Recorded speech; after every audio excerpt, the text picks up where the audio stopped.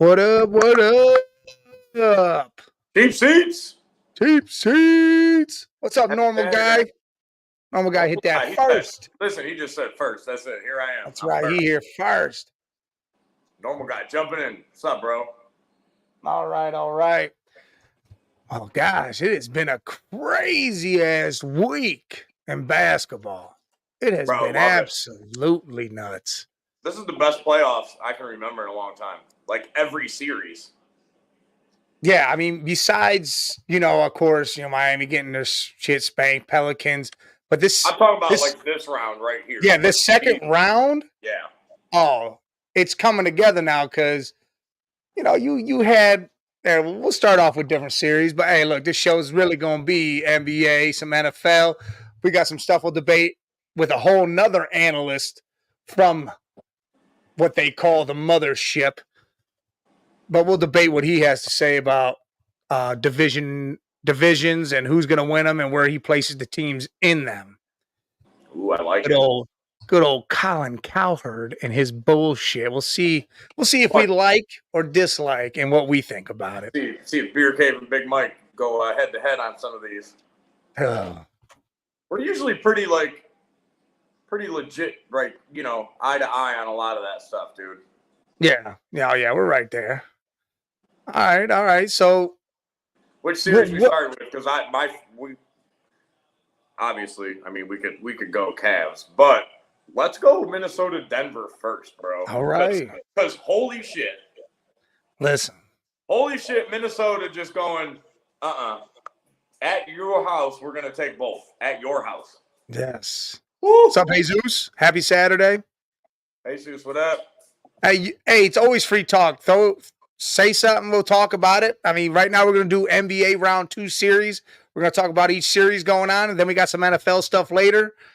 But, yeah, whatever you want to talk about, just throw it out there, and we'll get to it. All right, Denver, Minnesota. I mean, Minnesota, like you said, went straight up into Denver's house, stomped a mud hole in that ass, and said, hey, we ain't here. That team. We're here, and we're fucking legit. That's right. We got a defense. We put the Suns away. We're not talking shit around here. They didn't beat them by they didn't beat them by like 1 point. Oh no, they were smacking them. They whooped their ass, kind of like Denver did them last night. We can jump there real quick. Denver said, "Hey, we're still here. We're still here."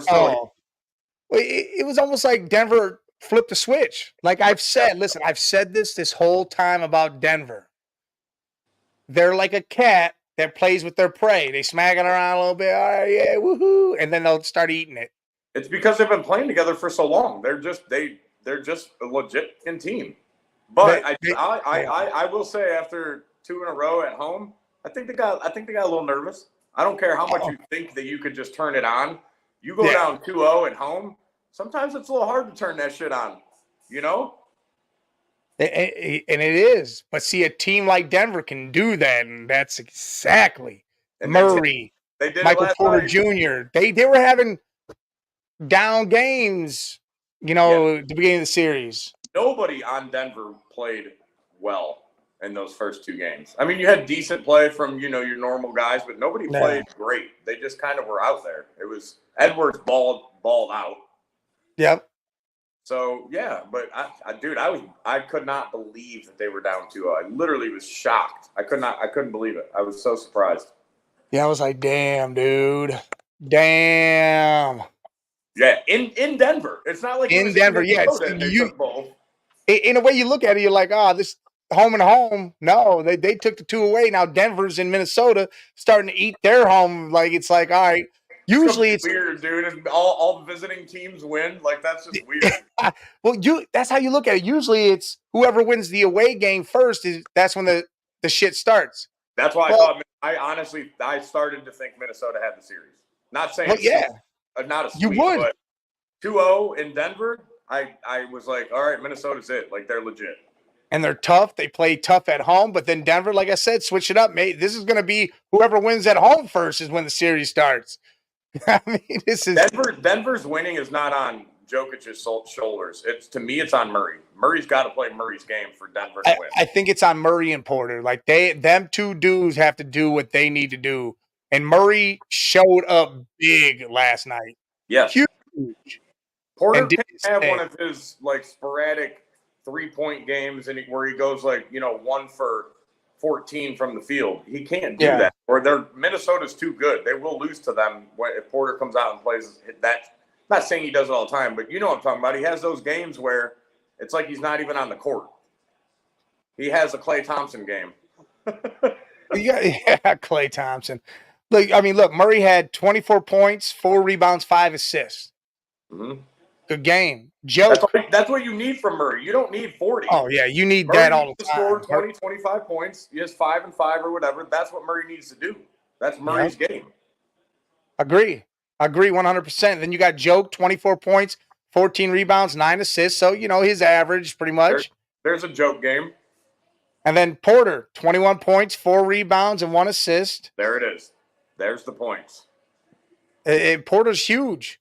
Porter's huge for that team. Yes. Absolutely huge. He's that kind of quiet spark plug that they have. Yep. Look, Caldwell Pope jumped up. KCP jumped up 12 points, 4 rebounds, 4 assists. Gordon had 13 points.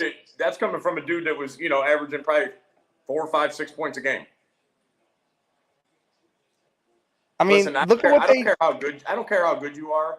You have to have those sorts of guys like Caldwell Pope. You have to have those dudes step up in the playoffs. And it doesn't have to be Caldwell Pope every game. Name another guy that's, comes off the bench. It could be that guy the next game. But you got to have somebody out of nowhere score your 12, 15 points that you're not expecting. Again, yeah. Oh, yeah, Reggie, I watched all 6 of his points happen. It was almost right in a row. Yes. And there's another series that happened, and it was the key to the finish. But, I mean, if you look at Minnesota side, no one had 20 points. No, Edwards had 19. And came back down to earth yesterday, dude. Yeah, they were like, holy shit. And they were fully staffed, so they had Gobert, they had everybody. Denver turned it on and said, hey, we're still here. We ain't afraid of you. Like, hey, we're going to take both now in Minnesota. Now, 100%. Not for sure they're going to win game 4, but the way they looked last night, Denver, that's the Denver team that I said will go to the finals and win it. That's that Denver team. Yeah, that's the team that that is a team that we picked to go to the finals. Yep. Not those first games I was going, oh, shit, who's this? Like, what'd you guys do with Denver? Yeah. Yeah, someone kidnapped somebody and cloned everybody. It was sickening to see that. Playing. One of Joker's brothers was in the game. It wasn't Joker. Yeah, he was in there, but you didn't see no one punching nobody, so it threw you off. Yeah, Joker was in the stands beating up people. Yeah, he switched that up. He was up there smacking people around. What do we got? What do we got comment-wise? Oh, yeah, Mavericks winning 24-20. Yeah, I'm watching that. Luke is at the line right now. Yep. Oh, no, it's still cheap seats. It's just I'm throwing that out there because it seems to bring, like if I put that in the title instead of just the cheap seats, it brings more people to the show. It ends up bringing people to see the description of what it's going to be about. So it's still the cheap seats. It'll always be the cheap seats, no matter what. Cheap seats ain't going nowhere. Yeah, never. Mm-mm.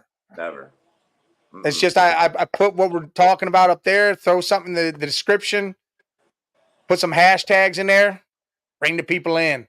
Red Jet, there's always a seat here in the cheap seats for all of you. Never gonna go anywhere. Never going a damn place. Nope. Oh, shit. Birthday tomorrow. Happy early birthday. Happy birthday, Red Jet. Happy damn birthday. She's going to be a fresh 21. Nice. I'm talking about 21, huh? Oh, shit. Get your first drink, girl. Get that first sipper in. Uh-huh. I'm sure you ain't never tried alcohol yet, but, All right. Well, look. Where are we at? Normal guy brought up the Pacers, so we could go Pacers next. Hold on. Yeah, hold on. So are you still, because we had the Nuggets going to the finals, and then people started switching up when Minnesota did their thing. Are you thinking Denver still wins this series? Yes. All right. I still think Denver goes to the finals. All right. Well, we'll get the finals. We'll get to that. But, yeah, all right. So Denver still wins this series to you. I'm right there with you, too. Although BK jump on saying happy birthday to the Red Jet. There you go, BK. What up, BK? She says, "I wish 45 whole turns around the world." Hey, I hear you. Red Jet, 45 turns, Red Jet, right here. you Right don't here. look a day over 22, Red Jet. So, James Johnson, what's up, bro? Appreciate you tuning in, dude. oh yeah, big man James. Look, all right. So we both still got Denver coming out this series. Still happening, no matter what. Even They though showed me last night that they could still turn it on and beat Denver. That's what I needed. Exactly. It took that, and the whole thing is, it's not even the fact that they won; it's the way they did it in Denver fashion. They smoked their ass last night. Like they didn't. That's what I'm saying. They did it in their own way that we know they can, and we're like, all right, they have it. They haven't lost it. They're not defeated. Those two losses didn't put them in the ground. If they would have just won by 1 or 2, it'd have been different. I thought the first 2 games, I feel like they came out a little like we're just going to beat them and not have to play as hard. Does that make sense? Yeah. Like I don't know if they. I think they almost thought Minnesota was just going to kind of push over for them, and then they went, oh shit! Like this team's here to play. We're gonna have to actually play our game to win this series. Well, I agree, and I think they thought maybe Minnesota had been sitting there resting and rusting away because they had. Which does happen a lot when it does. It is something that does happen. I think last show I said Wolves or something. Yes, you said the Wolves. Hey, Zeus, I believe, said Wolves OKC in the conference finals. Are you still going Wolves, normal guy? You still think they beat Denver in this series? Red Jet, we're gonna get to that one. We're gonna get there, Red Jet. Hold on. Where you guys next? Denver, Minnesota. Yeah. You guys got? All right, Chad. Denver or T-Wolves? After what you saw last night, you riding with the return champs, or you taking the young Wolves?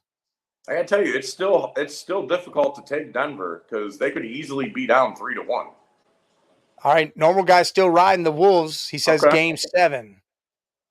All right. Well, since the Pacers-Knicks series has now been brought the hell up, wow, I'm telling you right now, that's the best series in basketball right now. You think so? Yes, dude. First 2 games were absolutely insanely close. Agreed. Pacers could have took both those damn games in New York. It was a couple ref calls, a couple sloppy plays that cost them that game. Correct. Or the Pacers or New York could be up 3-0 very easily right now. James says he's taking whoever's the underdog. Well, to be honest, in that Denver Wolves series, you don't know who the real underdog is. Going into the series, it was definitely Minnesota.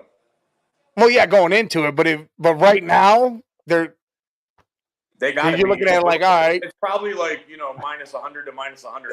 It's money lines probably 110, 120, one way or the other. Yeah.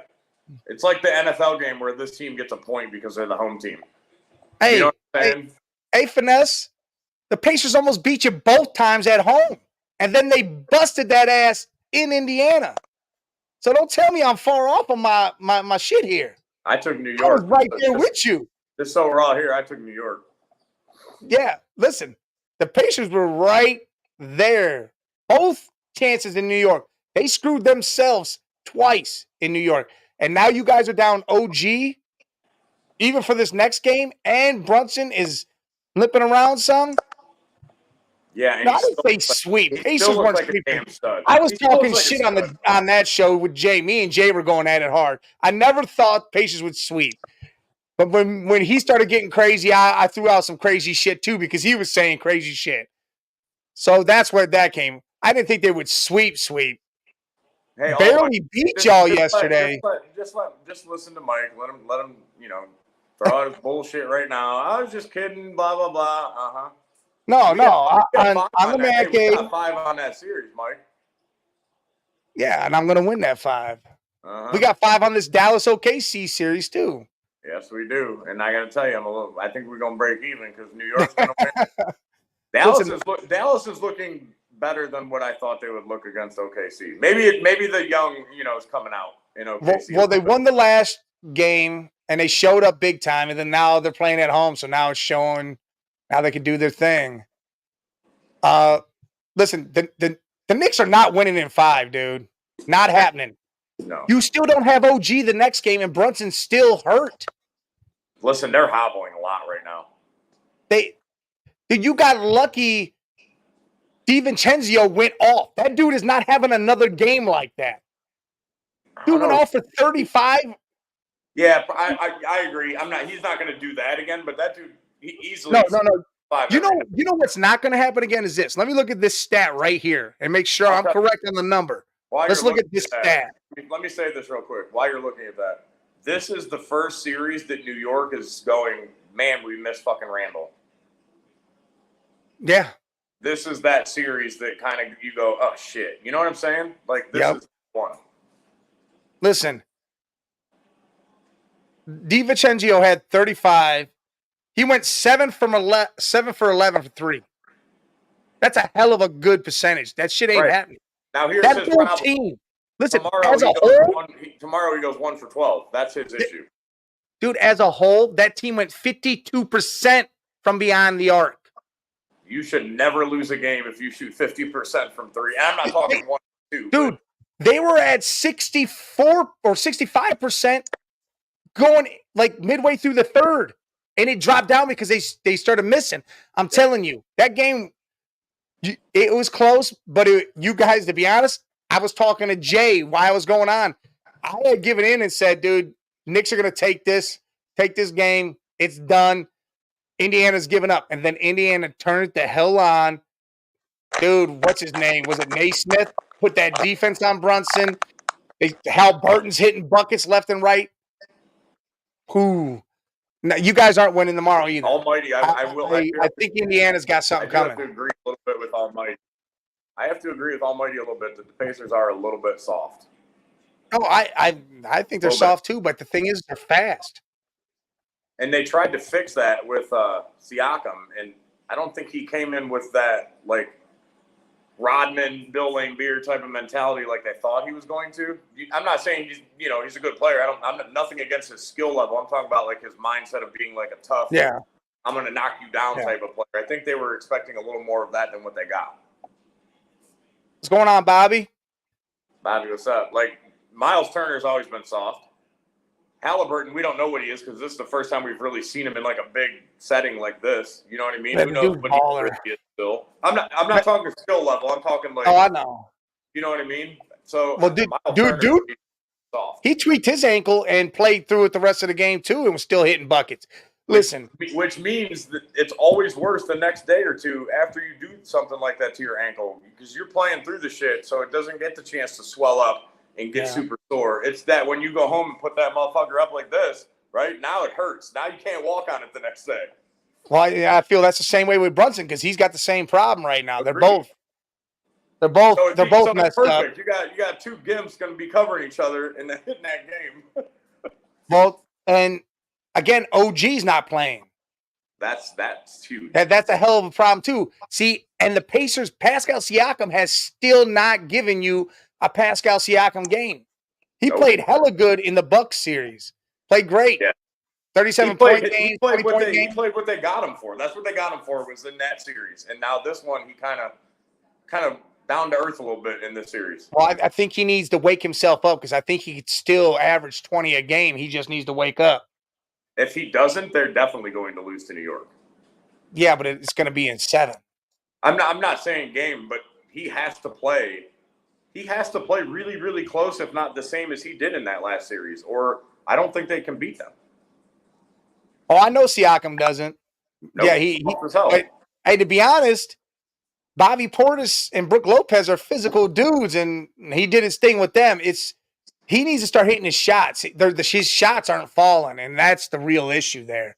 Right. But, his confidence is down here because nothing's sinking for him. Yeah. Kind of like Garland. He kind of reminds me of Garland right now with just zero confidence. Oh, Garland's damn issue. He had a hell of a game. We'll go to that series next. I was like comparing like their confidence is just that reminds me of. I get what you're saying. Because again, when the shot's not sinking, you start falling away and away. You start giving up on yourself. And yeah, you guys do play good defense. But again, you guys are literally playing with only 8 dudes right now. 8 dudes. Yeah. If I'm the Pacers, listen, run. I'm going right at these guys, and I'm getting somebody in foul trouble right away. Yep, just like this, up and down the court too. Run. Yep. Run. So you still got the Knicks. I still believe the Pacers because I they showed me they had that dog in them. When they were, to me, they should have lost that game last night. Should have lost it. They got down by 9. It got late. And I'm like, dude, they're going to lose this game. There was like 6 minutes left, and they came back. And the guy that didn't score the entire game scored. Nimbrand. He only had 5 points. He had the 5 points. He had 2 free throws and then hit that half-court 3. I thought he hit the layup for the 2 points. Oh, yeah, he did. He hit the layup. Yeah, he hit the layup, and then he hit that 3. He hit that big 3. It was like, if that doesn't go in, it's a problem. And I went, yeah, who's this dude shooting that shot? Like, who are you? And I can't believe you shot that. Well, you saw Hal Burton. He did the same thing. Like, oh my God. Right. Listen, if he missed that shot, he's not on that team today. Hey, almighty finesse, and your big dude, number 55, hitting his half-court shot was luck too. It's always luck shooting that far off, unless you're Curry. Almighty, why we got to luck. State at the Cavs all of a sudden? Why we got to go there? Who was throwing Cage at the shed? Who was doing that? Almighty said Boston going to win in 5. I said, why are we throwing shade? Oh, well, that's because he's a New York dude, and that's how he's going to be. Of course. That's good. Listen, Boston ain't winning in 5 either. If J.A. comes back this game and starts playing, which I don't know if he is or not yet.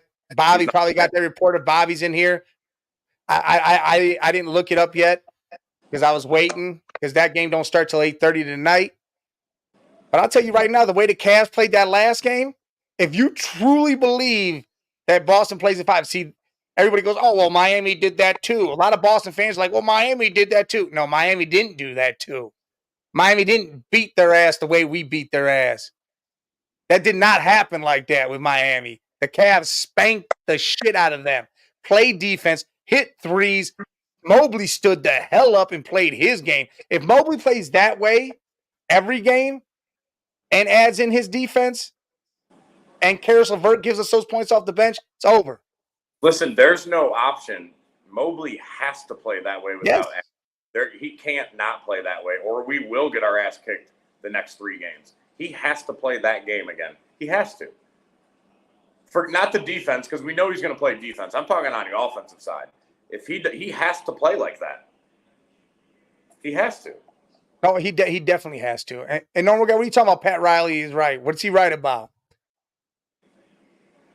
But yeah, dude, the Cavs, I truly believe they can get these games at home. He's still a game time decision right now. Well, and that's good. At least it ain't saying he's out or doubtful. I love that he's GTD. I like that. Because again, he's coming back. It's happening. It is trending towards no for tonight. Is that what it said? Yeah. But that tells me then he should be good for game 4. If he's trending at this late before the game and still a game time decision, yeah. I'm hoping he can come back. What would that be? Monday then, I would assume? Yeah, Monday. Minnesota, that'll be the Knicks games. Those are both tomorrow, right? Minnesota, Denver, and New York, Indiana. Are those both Pacers, tomorrow? Knicks, and all that's tomorrow, yeah. Tomorrow. Okay. So you could say that. I don't think so. I think Indiana wins. Almighty, listen, I'm with you. Me and Mike already got 5 on the series. Oh, yeah, we already got 5 on it. Well, yeah, he called Jimmy Butler out. Yeah, Pat Riley called Jimmy Butler out about the whole Boston and New York thing and all that other stuff. Yeah, I mean, Jimmy needs to shut the hell up unless he's on the courts doing his thing. He needs to not talk unless he's playing. You can't talk like that and then come out and not play good. Well, he didn't play at all. That's the whole point. Right. It's not even not play good. He didn't play at all. I don't think Jimmy is the superstar that some people make him out to be either. I think he can be. It's just he has different modes, and the thing is I think he feels like they should have went way harder to get Dame Lillard than they did, and they didn't, and he had no help. So we're gonna pout about it. That's basically so he felt like he dragged that team to the playoffs, and now he got hurt, and it shows. Without him, that team's nothing. Correct, but there's a lot of teams if you pull somebody off like Oh yeah, of course there is. But I mean, that's pretty much how he feels. Like if I'd have been playing, if Scary Terry would have been playing, it's a whole different series. That Boston series is not 5. It probably might go 6, 7 games. And who knows? Miami did what they did last year against the Bucks. I mean, that was crazy. Now, if they had Dame on that team, I think they give Boston a run for the money big time. Listen, I can't. We've talked about this already. I don't know if Dame is going to be Dame. Well, Miami is where he wanted to go, so I will retract that statement. If he went to Miami, he's not the Dame he is right now in Milwaukee, because he is not Dame Lillard in Milwaukee. He's not. He's not happy. And this is why Giannis literally said, he goes, hey, I'm going to go spend some time with my family, and then I'm flying out to Portland to go spend time with Dame. We talked about that. He is not happy. Yeah. And he wants to make sure Dame and him can get on the right page because he believes it could be great. And he said, after I spend some time going on this vacation with my family, I'm going to Portland and I'm going to go chill with Dame and get some shit going. Yeah, because he knows he basically feels alone in Milwaukee. Like, it's just me and that's it. I ain't close to none of my mates, no family. Yeah. That's hard. And you're in the middle of Milwaukee? I mean, come on, bro. That's it. Hey, that next comment's for you. I definitely would go more Strasburg for sure, Jesus. I don't know. I think he's going to come out. He's going to strike some dudes out. It's also easy for a pitcher to come in and look great. I'm not saying he's not going to be great, but it's easier for a pitcher to look great in your first start because the batters have no idea who you are, what you like to throw in this count, what you like to throw in this count. I cannot wait to see what he does tonight because the dude looks unreal. I'll be honest with you, Jesus, he reminds me of Kerry Wood. Kerry Wood for the Cubs. Oh, that's kind of who he reminds me of right now. Couple 20 strikeout games. Yeah, that dude was sick. Yeah, I mean, dude, the strikeouts for the 27 innings, that's insanity, dude. That's insane. That is insane. Hey, quick commercial break. Hey, listen, you got Roku TV and you sick of ESPN and Fox Sports 1, like I say it every week, 3 times a week, 4 times a week, Northeast Streaming Sports. Get that on your Roku TV, NESSP. Look it up, download it, watch us on the big screen. Watch sports all day long on there, 24/7. And we got an announcement later on at the end of the show. We'll get to that one, but hey, make sure you download that app on Roku. Triple B, what's up? Real quick, Jesus, how's he doing? I'm sorry. Jesus, how's he doing? I got the basketball game on. How's he look right now? Look, Jesus said, yeah, he's pitching right now. Else up there. Yeah, I wonder how he's doing.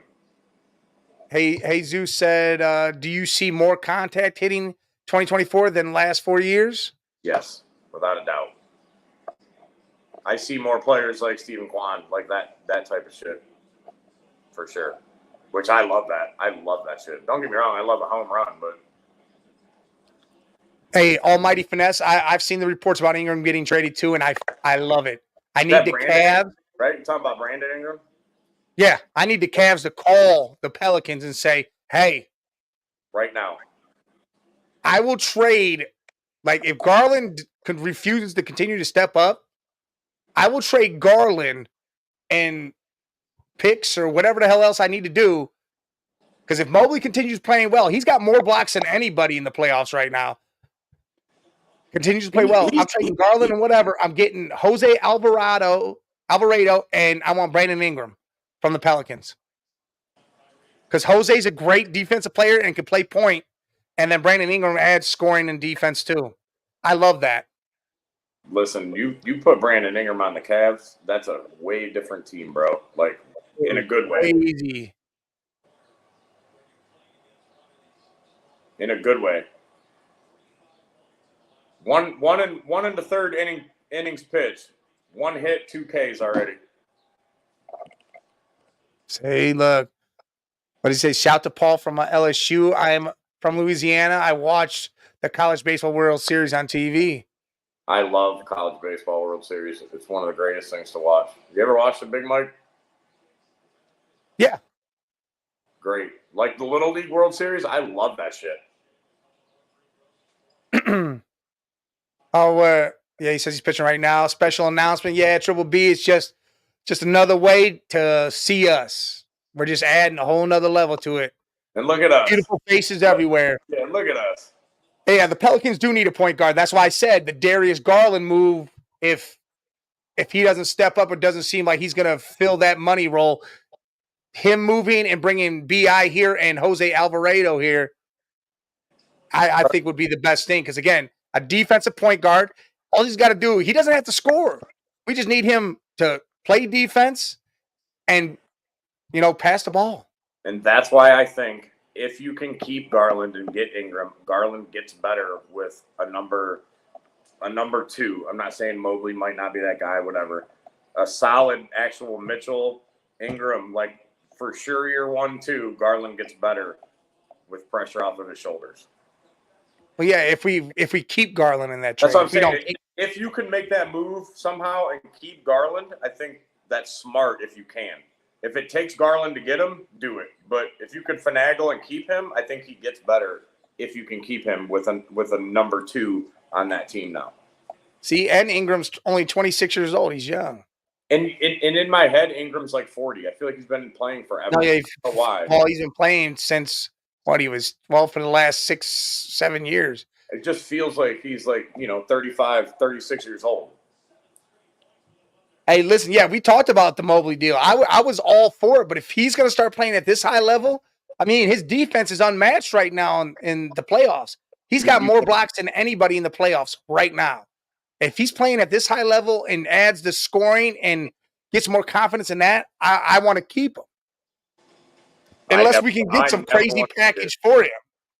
Never wanted to get rid of Mobley. I don't need – if you have Allen – there you go. I don't need Mobley. Give me your defense. Give me 8 to 10 points. Give me your 12, 14 rebounds. That's what Mobley is. That's what we need Mobley to do. I don't need you to score 20. Right? Play your fucking defense. Get your 8 to 10 points. I'm good. That's all I need from you. Especially if you add in Ingram that also now is your scorer. So I need Mobley less so he concentrates more on defense. You know what I'm saying? Yeah. But let Jared Allen's our center, Jesus. Let Jared Allen play center, get those cleanup buckets. Let Mobley play the defensive, like the two towers. One's offense, one's defense. Well, they're both defense. Both get rebounds. Worry about getting the ball. Worry about positioning yourself for that. Let others do it. Hey, but Bobby G had a good thing here. Call Detroit, offer Darius, our first rounder, Merrill for Cade. Bring Cade Cunningham here. He's a bigger guard. He can score, facilitate. I'd rather have Ingram. I don't know, man. I'm all right with Cade too. Either one, to be honest, to me, is great. I like Cade. I like Cade. I don't know. I'm not sure. They compare Mobley to Chris Bosh. Hey, that's a hell of a comparison. Chris Bosh drugged the damn Raptors to the playoffs, the second round of the playoffs, how many damn times? And they had the same exact body type. I think he's more Chris Bosh when he's in Miami, though, right now. He needs to go to the Chris Bosh as when he was on the Raptors, because Chris Bosh in Miami would score 15 points, get rebounds, stuff like that. I need him to be Wade and LeBron. That's the difference. Yeah, well, I get that, but I need him to have that step up where he's 20-something points, all-star, stuff like that. Step up. I like the Cade Cunningham deal, too. I'm okay with that.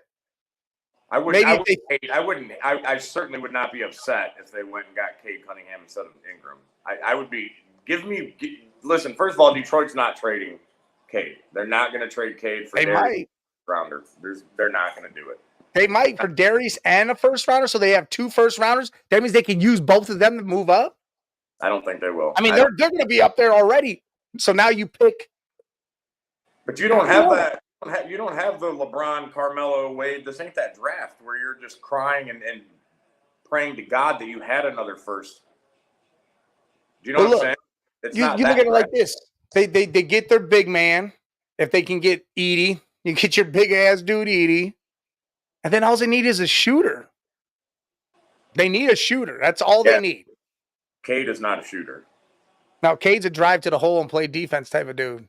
Yeah, he's not a shooter. Cade loves contact.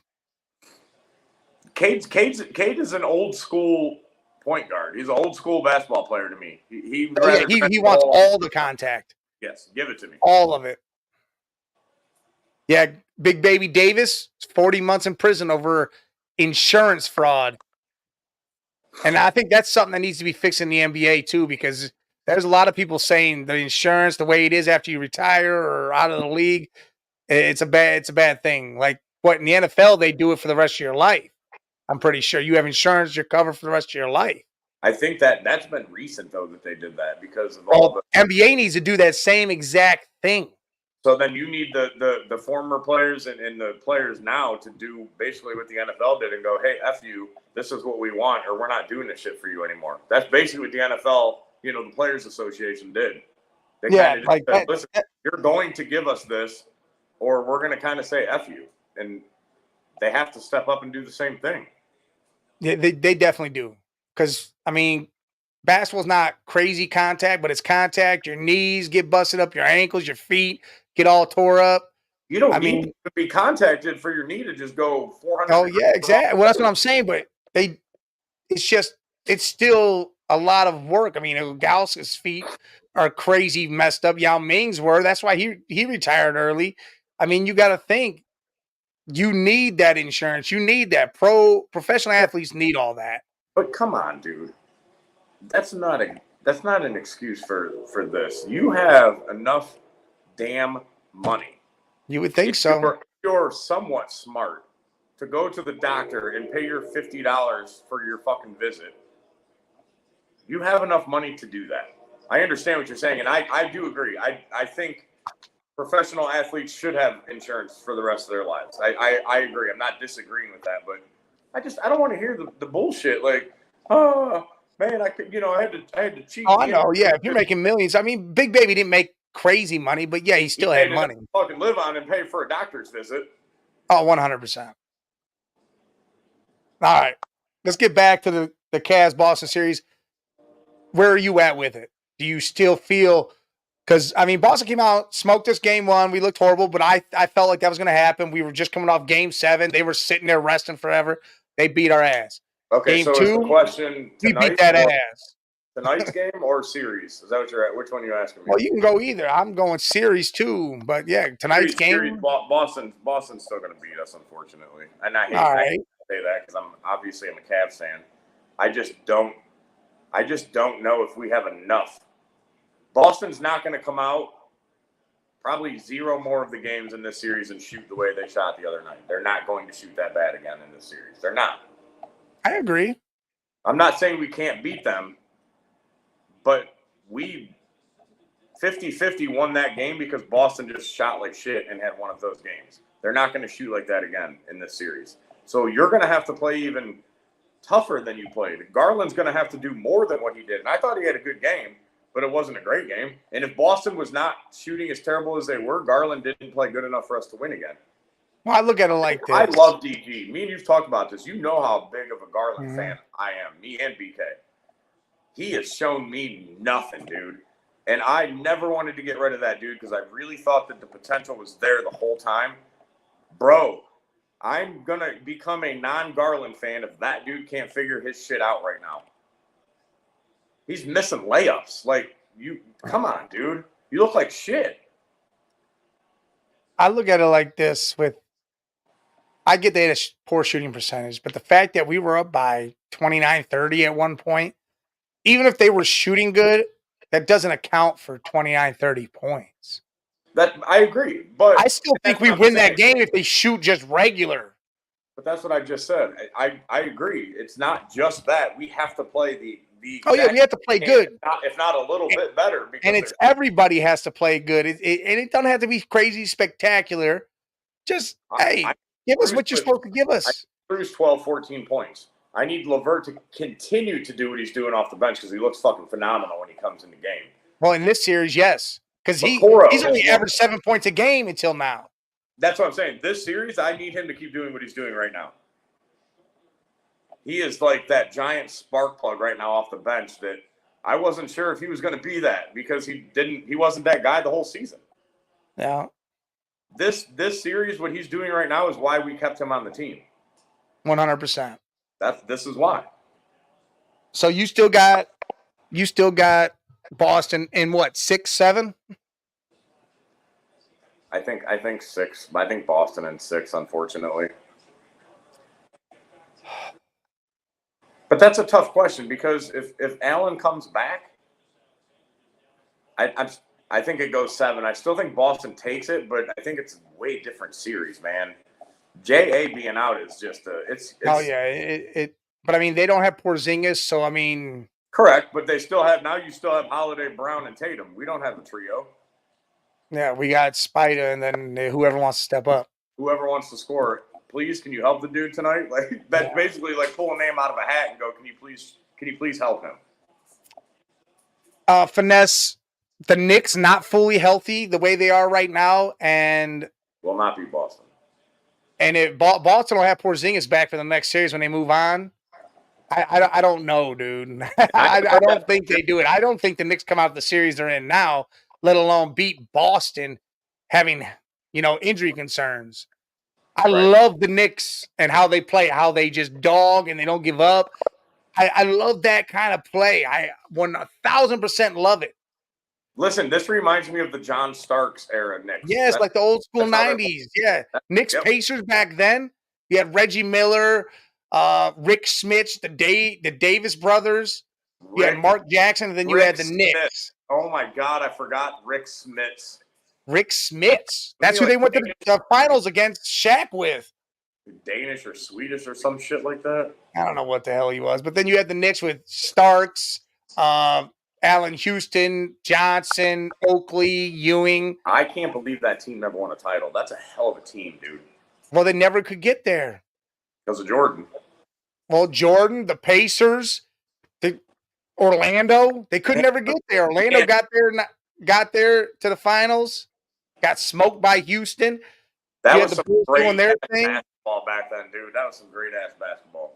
And then you had Miami versus the Heats so many damn times. I mean, with Mourning and Tim Hardaway in them and Dan Marley. I mean, those series were great. Thunder Dan. Yeah, Thunder Dan.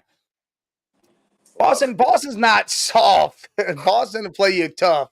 My thing with Boston is they don't have that dog like Brunson is. Like Tatum needs to be the way Brunson is at the end of a game. I think Holiday's that dog mentality. He just doesn't have the skill level to like Brunson, but he has that mentality of being that dog. That's Holiday to me. He just doesn't have the skill level. Yeah, and that's the thing. But I want that dog. I want Tatum. I need Tatum. I don't want Holiday to have it. I want Tatum to have it. That's what I was just going to say. If you could take that dog out of Holiday and put it into Tatum, Tatum would be by far the best player in the NBA. Yeah, OKC's up 1. Yeah, I'm watching that. I just watched Shea just hit that shot. I love Shea, by the way. That dude just stud. All right, I got Boston in 6-2. I think it could go 7, though. If JA comes back, do you feel it's different too? It's a different series. Oh yeah, if JA comes back, and Mobley still plays the way he's playing, dude, this whole series different. I'm nervous that Mobley takes a step back if JA comes back, and I hope he doesn't. I'm not saying he's going to for sure, but I just have a fear of that. Almighty says Shea or Donovan. Well, I mean, Shea's a hell of a dog, but who would I rather have? I'll take Shea over Mitchell all day. Give me SGA all day. I think he's that solid of a player. Listen, I love Donovan, but SGA's out there with 30 points, 12 and 8. Donovan's out there with 30 points, 4 and 5. There's a difference, though, to that. Shea's on a team full of young boys that just shoot. He can get that extra stuff. You didn't ask me about the surrounding players. Well, that's the only reason why Shea's got that other stuff. Why? Holmgren is no different than Mobley.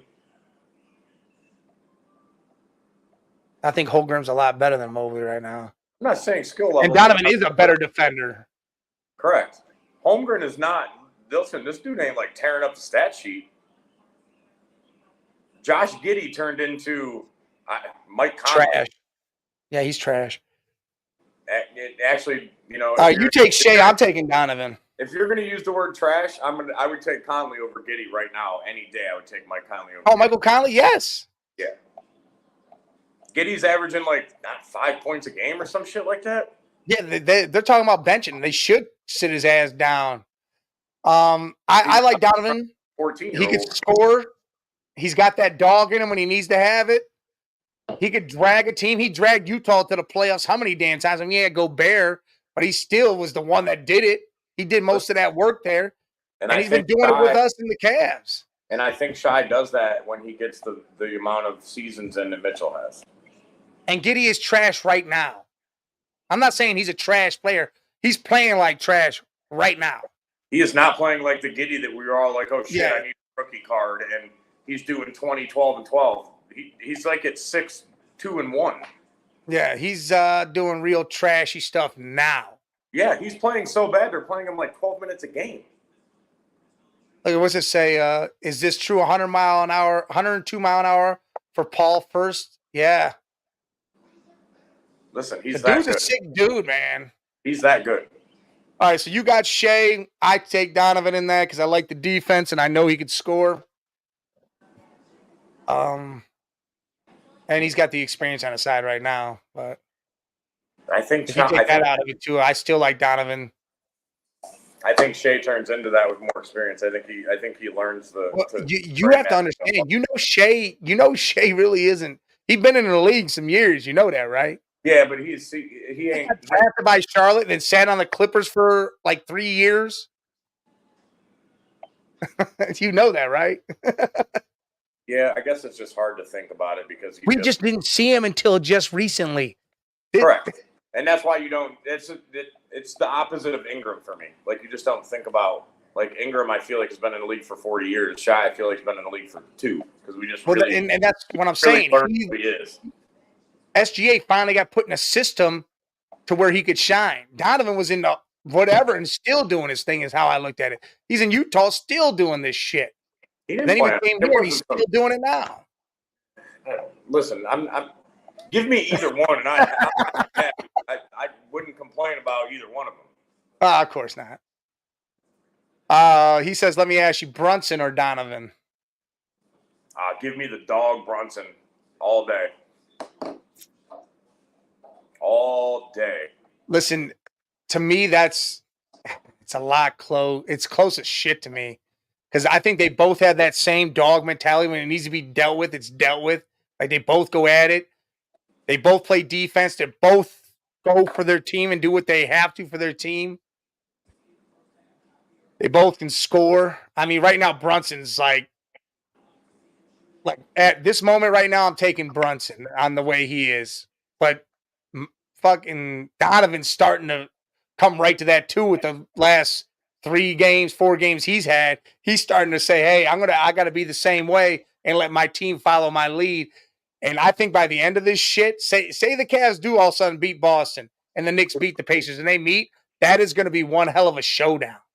Oh, no doubt. One hell of a damn showdown between them two dudes just going at it.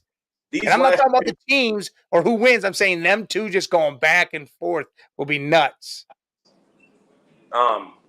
These 3 games is what I absolutely needed to see out of Donovan because before these 3 games, this series, probably game 7, I didn't see that dog and Donovan at all. I don't care what you do in game 51 of the season. That means nothing to me. Yeah. Don't tell me that you've seen dog and Donovan in game 48 because it means absolutely nothing at all. I need this, Donovan, that you're showing me right now that you do have that Brunson mentality. You have that Dwayne Wade mentality.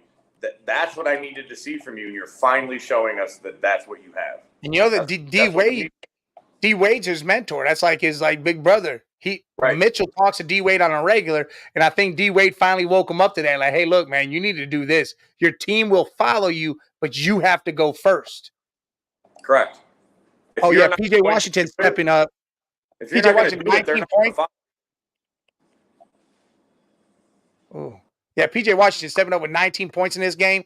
Dallas needs somebody else besides Luka and Kyrie, and he stepped up big last game. Stepped up huge last game. Correct. But all right. Anthony Edwards versus Shea.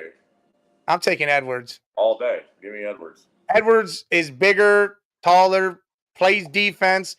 You're not stopping that dude coming down the lane. He's taking all your contact and still dunking on your face. I'm taking Edwards over Shea all day. Yes, that's not. There's not that. Honestly, I don't even think that's not even close. I don't know who you could put up with Edwards that I would have a strong debate. There might be a couple players, but I'm taking Edwards over 99% of the league right now. Yeah, Edwards right now playing at the level he's playing at or has been. He's going to be the MVP next year. This dude is a straight monster. Straight monster. Yeah, and what I loved, he came out after that game and said, "It's all on me. I sucked." Yep. I did nothing. The team wasn't heading me to follow. That was the greatest thing I've ever heard. That's a ball player right there. And you know what I love about him too is when they asked him about the whole Jordan thing, he said, "Stop doing that." He told everybody. He told the reporters, "Say, stop comparing me to that man. That man's on a whole nother level than I'll ever be." He goes, "Stop comparing me to Jordan. I'm Anthony Edwards. I'm not Michael Jordan." He said Scotty Barnes or Paulo. And I got that, but man, you don't have to be such a douchebag being compared to Michael Jordan. That's pretty damn big compliment. No, he says, he goes, "Hey, he said he appreciated it, but he goes, stop doing it. I don't want you." He goes, "I hate when people do that because then they try to fill and make everybody have to, you got to get to that level to be anybody." He goes, "No, there's great ass players that aren't Michael Jordan or Kobe Bryant." Correct. He's like, "I don't need to get to Michael's status for you guys to say I'm a good player. You're already there, bro." Yeah, exactly. Just be Anthony Edwards. That's it.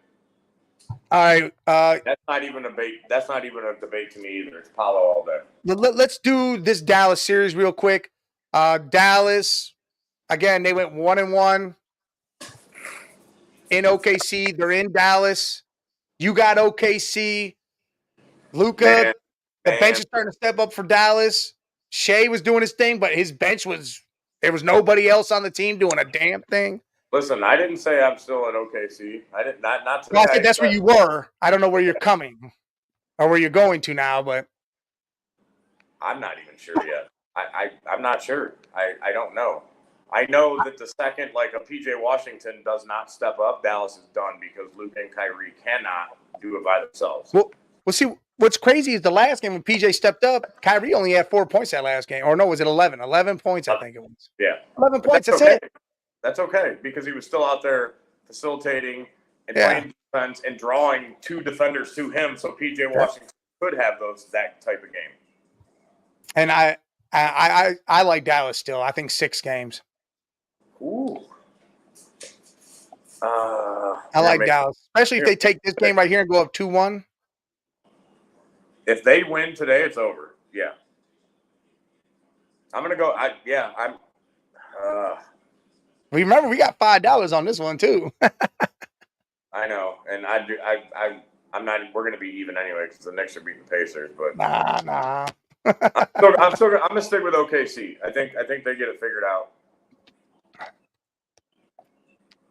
I do. I think they get it figured out. All right. What you want $5 on? You want to bet too?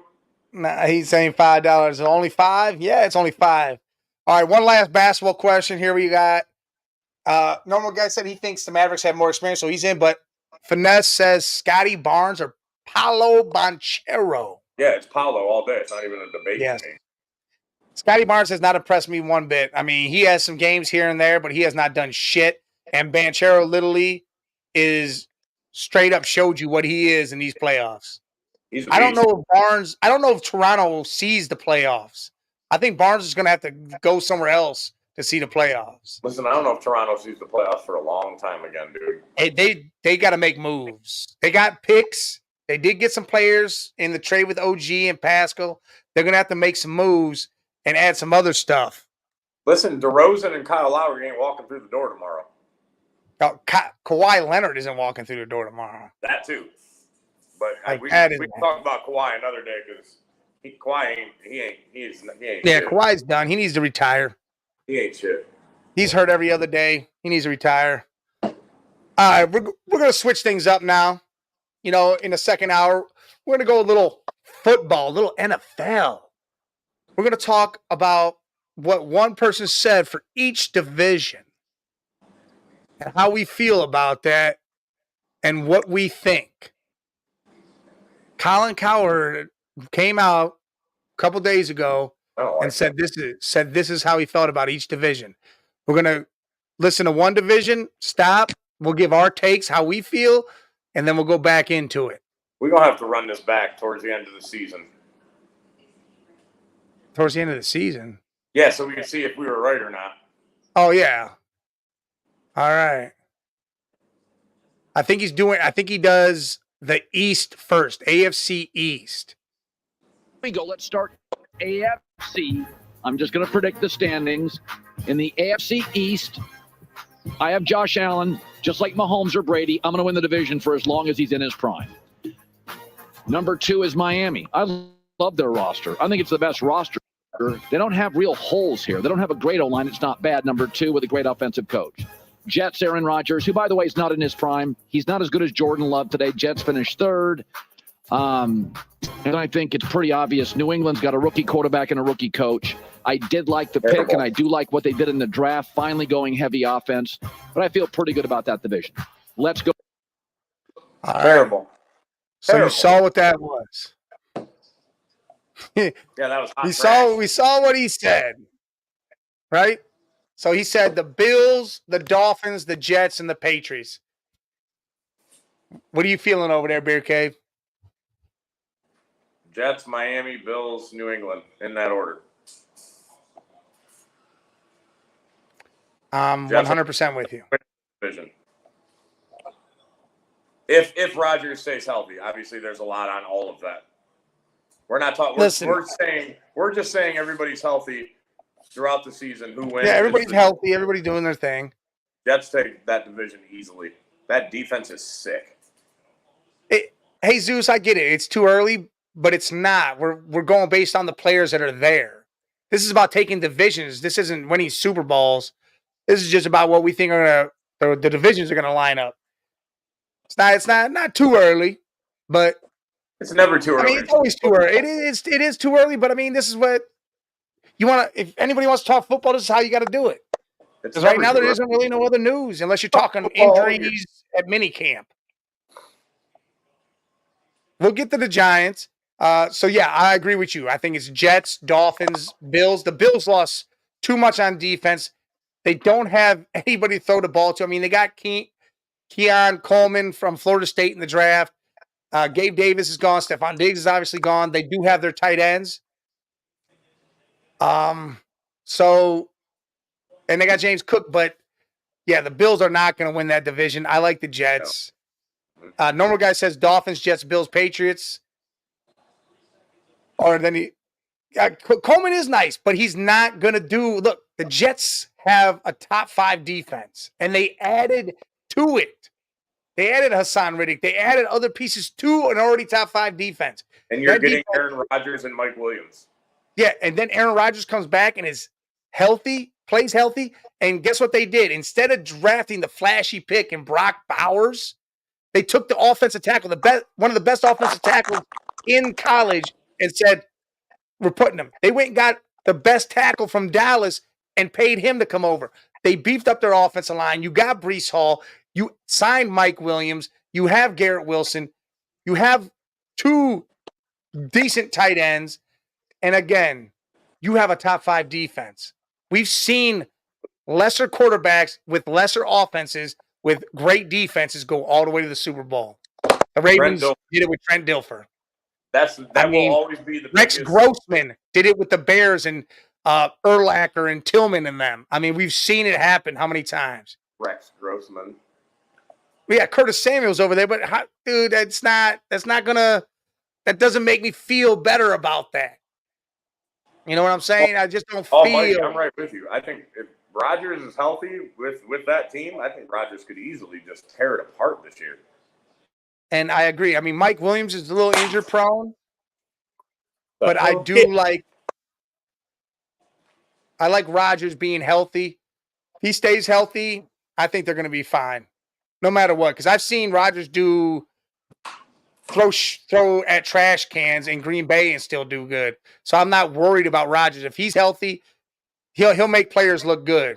So AFC East means listen, like you were talking about, they have decent tight ends. Rodgers don't need a great tight end because he's going to make them look good. Oh yeah, he'll make the tight ends look good. He will. Yeah. He'll definitely make the tight ends look good.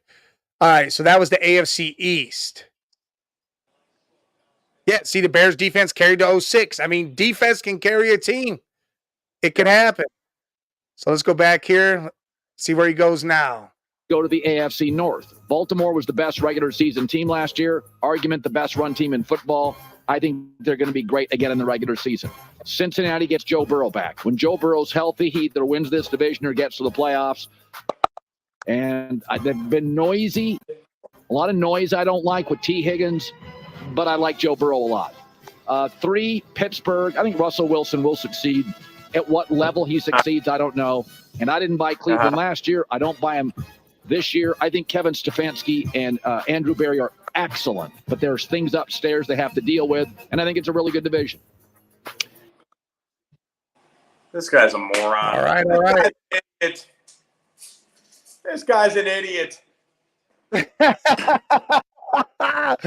I mean, no one said he was smarter. Look, him, Adam Rank, Nick Wrong, those dudes are all fucking idiots, man. They're all stupid. And here's the deal. Listen, I can get with the Ravens taking the division. I can get with him saying that. I can understand that. I got no problem with that. I'm not arguing that fact. You put Derrick Henry on that team too now? That's huge. Well, see, my problem is they lost a lot on defense. So their defense isn't going to be anything. So their offense is going to have to do it now. Yeah, I think they can. I mean, they only got Zay Flowers, Mark Andrews, and Derrick Henry now. But you got Lamar Jackson, and I'm sick and tired of everybody. This dude, I need everybody to go do this. Go get Justin Fields stats from last year and get Lamar Jackson stats from last year. They are identical. And one won the MVP, and the other one was traded off his team when they made that team exactly what it should have been the whole time he was there. Hey, he wasn't just Fields traded. was robbed. He was traded for a half loaf of bread is what he was traded for, too. And I hate it. I absolutely hate it because Fields should still be on the Bears. I think that would be a hell of a better thing. They could have done so much more with those 2 picks. I mean, you could have still got Rome, but you could have drafted so much better. See, you probably could have got 3 first-rounders for that pick. Yeah, you could have traded back and still been in the top 10 and had 2 first-rounders still and had 2 more coming for the next 2 years. Yep. I don't get it. And probably a top-heavy second-round pick. Shit makes no goddamn sense. But all right, Ravens. Then he's had the Bengals, Steelers, Browns. Here's my gripe with the Bengals. Burrow, they got 2 extremely good-ass tackles. They drafted another good-ass tackle from Georgia. They're trying to get that line right so Burrow doesn't get hurt. Problem is, starting to lean towards the injury-prone thing. If he does get hurt again, that's where he's heading. That's what this will be. Your feed keeps jacking up. Yeah, no, I'm touching the fucking wire. But stop touching it, Mike. Stop touching it. But Burrow, touch it. Listen, touch it after the show. Touch it after the show. But Burrow's going to do his thing. You got Chase. Higgins is there, but is Higgins more worried about what's happening next year or worried about getting traded? Because again, after this year, it's either franchise him again or he's going somewhere else. So he's got to play for his money. And that's why I think he has a blowout season, because this is when you see those types of seasons for somebody that's like, I'm going to go make that money. I'm going to show you this now. But then does that hinder the rest of the team because he's trying to do everything? It's all about his attitude. Does he turn into a diva because of it, or does he just keep being T. Higgins but play harder? That's the big difference. You don't know. And then now they got no more Tyler Boyd. So now you're looking at, well, what do they got? 3? They got their rookie they drafted. Yeah, what the hell is that? Isn't he white? No. That wide receiver, number 15. No, Burton ain't white. You're talking about Ladd McConkey from Georgia. You're talking about a boy from Georgia. Yes. No, they drafted Burton from Alabama. Well, that doesn't mean he has to play. I'm saying they have slot options. I'm saying they do, but more or less, I think they're still weak at that third option. Then, tight end wise, they're working with. They're stronger at 1 and 2 than probably 80% of the NFL. I don't think the third option at wide receiver dampers who they are.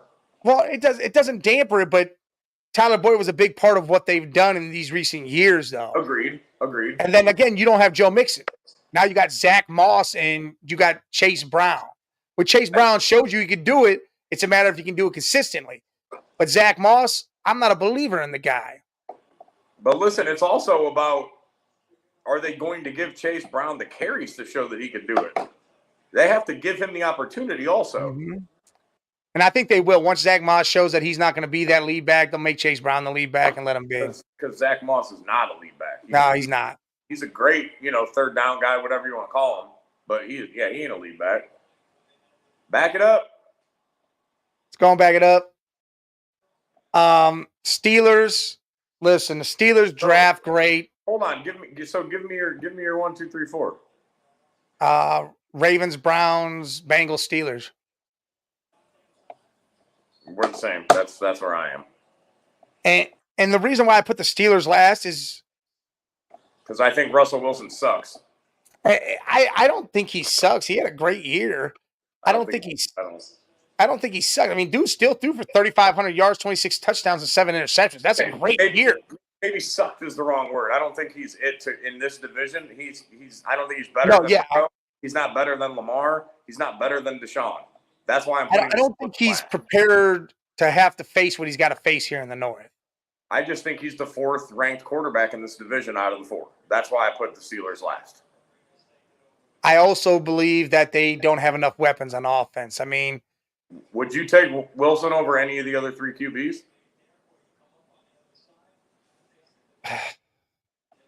My only thought would be Deshaun Watson. And I take him knowing because I know what he's going to give me. We don't know what Deshaun's going to give us. Is he going to give us Baltimore Deshaun or is he going to give us fucking trash? I don't know, but could we just trade Deshaun for Fields? I would like that. They were talking about bringing Fields in and trading for him, but they didn't do it. I would love Fields. But I don't think the Steelers have the offensive weapons. They got Pickens. They drafted well. Even though I said in one thing, I thought the Steelers could win this division. And I think, to be honest, I think all 4 of these teams go to the playoffs. I think the whole AFC North winds up in the playoffs. I don't think Pittsburgh hits it this year. I think you're going to see the 3 again. But I don't think they do it this year. I mean, they did it last year, and they had Mason Rudolph. They had Kenny Pickett. I get it. But and those quarterbacks are way worse than Russell Wilson. I just don't think they do it this year. I just don't. I think Deontay Johnson is a bigger loss than anybody thinks.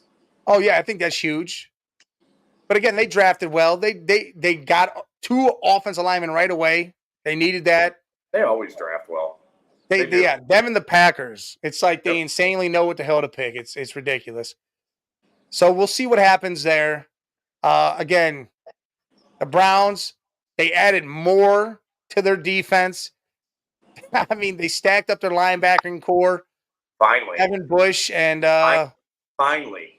What the hell's the fucking other guy? I can't ever think of the other guy. Listen, I've been crying about the Browns linebackers, dude, for like 3 years now. It's about damn time that they put a little umph into the linebacking core. They got Devin Bush, and what's the other guy? Hold on. His name. I always, whatever. They got him. They added to the line. You drafted Big Boy from Ohio State. You added Zinter from Michigan for the offensive line. So that way you can plug up some holes if need be, if people go down. I mean, we did everything. You got Jerry Jeudy now. And again, I think he has a resurgence and shows that he could play now.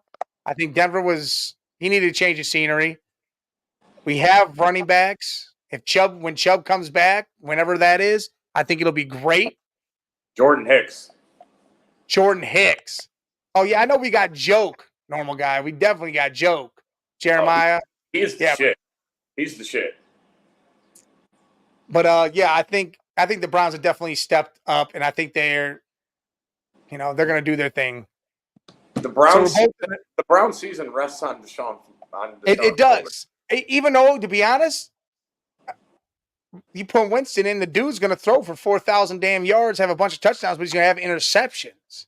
The Browns are not going. They're not going to fuck around with Watson this year. If he's not playing, they are going to pull him and put Winston in. That's why they signed Winston.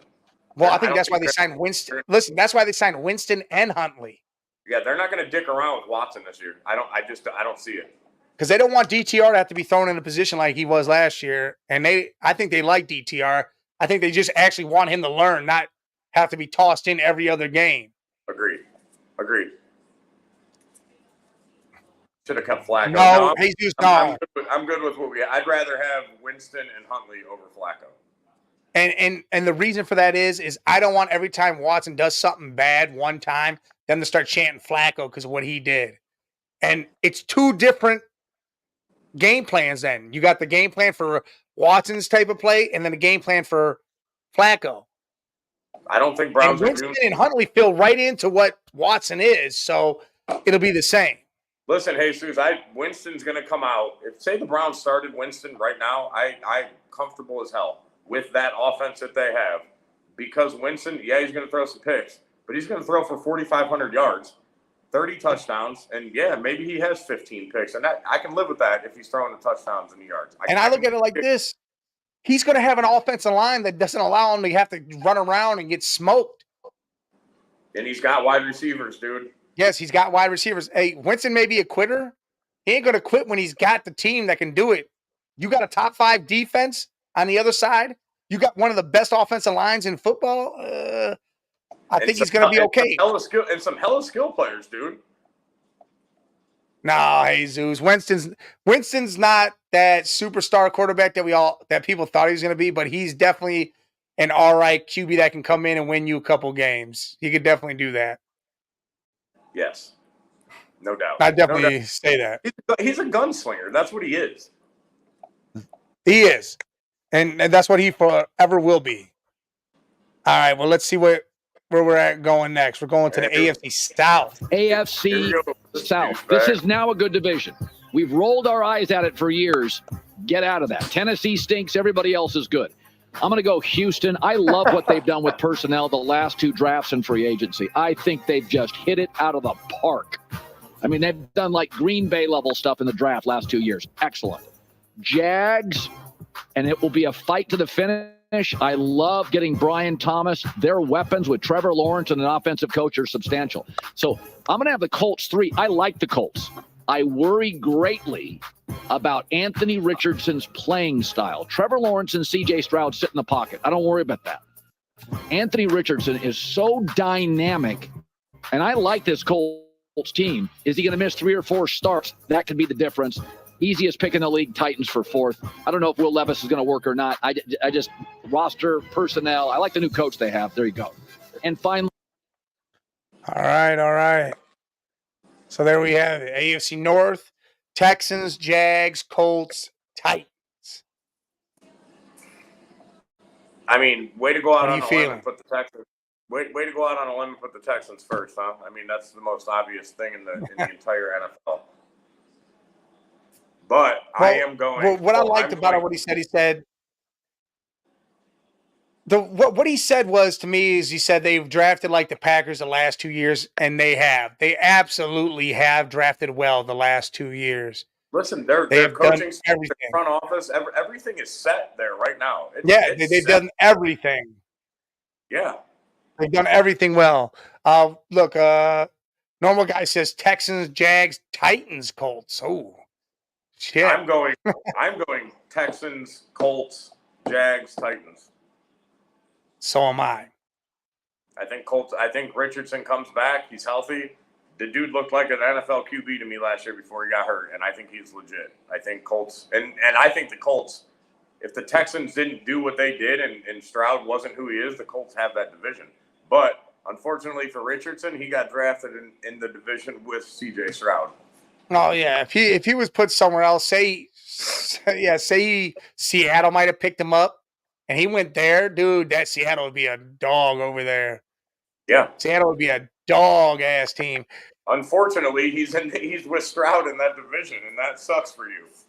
And yeah, so I like the Colts second. I think they got a great wide receiver core. You know, Pittman, Downs, Mitchell.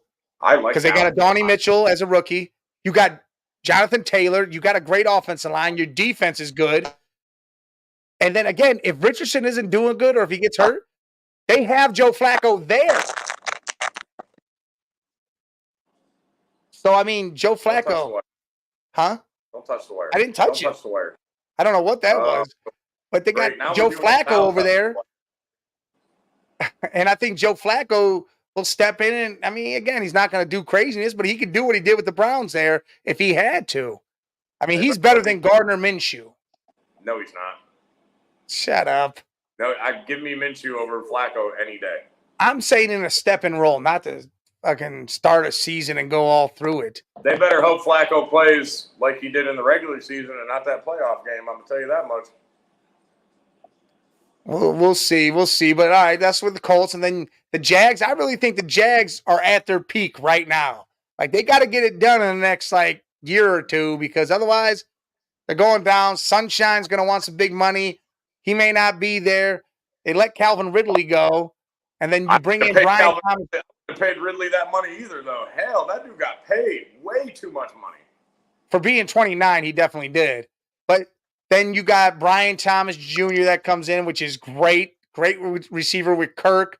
And hey, you got Hey, hold on 1 second. Whoever said OKC is running away with this game, they're now down 6. Oh, yeah. Jesus said it earlier. They were at that moment. OKC was up by like 7. Yeah, but you can't count Luka and Kyrie out of a game. Oh, no, I don't ever count them out. But, again, Jags, I think they got to start doing it now. I think it'll be a close race between them and the Colts for second. I think they'll be right there with each other. But I think the Colts end up getting it. So Trevor has not shown us that he can win a big game yet. Yeah. And I don't believe in that roster at all, dude. I don't think it's not any at all outstanding roster. Give me the Colts roster all day over the Jags roster. All day. I think that you could switch a couple players and I'd be all right with that. What defensive line, Colts? Yeah, but I want their linebacker and I want their tight end. Who, Jags? Yeah.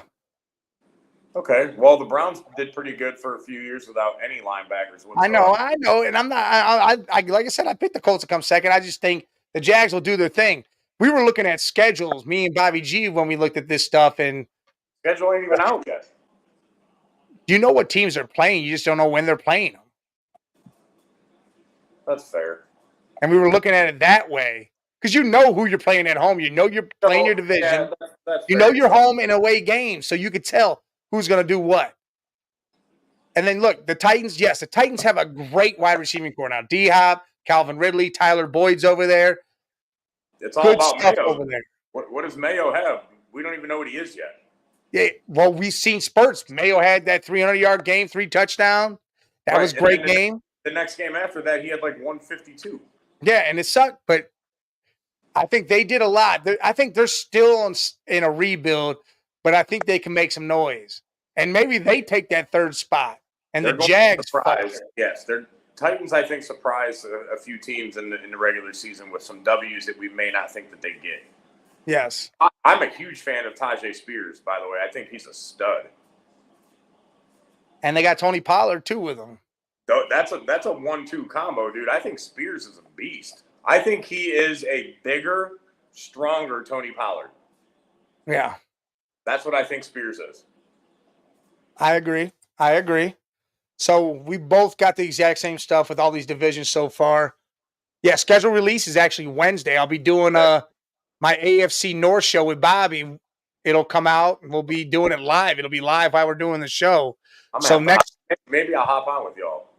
You might be, yeah. You can do that. I'll tell him you're jumping on. And again, that's something that we will also talk about on our Thursday show, Off the Rails, which is 8 to 9 next Thursday. We start a new show called Off the Rails. It'll be on Thursday night, 8 to 9. It'll be everything. This show making the announcement early. I thought we were doing this. No, that's this announcement. Yeah, Off the Rails next Thursday. Every Thursday.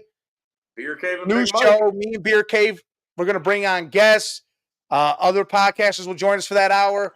It will be almost an everything show in a sense. But when football season does come around, it'll be a big chunk. A big chunk will be fantasy. I got a lot of fantasy guys I want to jump on and give insight out, even though it'll be, the first Thursday night game will have already started. But we will give you. Well, me and you both are huge into fantasy football. So that's a huge thing for us. And then, we'll talk more about that as that comes. But yes, I'll go back to that end of the show. Yes, Tuesdays. Yeah, Man Cave. The Man Cave is on Tuesday night now, 6 to 8. No more Sunday night. So we're in agreement with these divisions so far. I told you, me and you see eye to eye a lot. And it's almost the same exact reasons why. Yes. So here we go. He's going to go to the AFC West. Kansas City's young defense by the end of last year was a monster. They went and got Xavier Worthy. I don't know if it's going to work in the draft, but if anybody can make it work, it's Andy Reid and Mahomes. I think the Chargers become a really solid 2. I do worry about losing Keenan Allen, Austin Eckler, Mike Williams. Lost a lot of offensive pieces, but they went out and got a Hayden Hurst. They went out and drafted a receiver. Number 3 is going to be Denver, and I think if Bo Nix hits, and I think he will, they'll be, and I also love the end they got in the draft. I think they're going to be a really good team.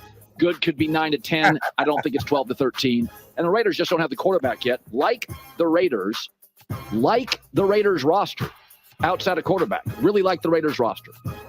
All right. So, wow. He's got the Chiefs, Chargers, Bo Nix, and the Raiders. So, obviously, we both are Chiefs. Chiefs are 1. No. Yeah. No? Chiefs are 1.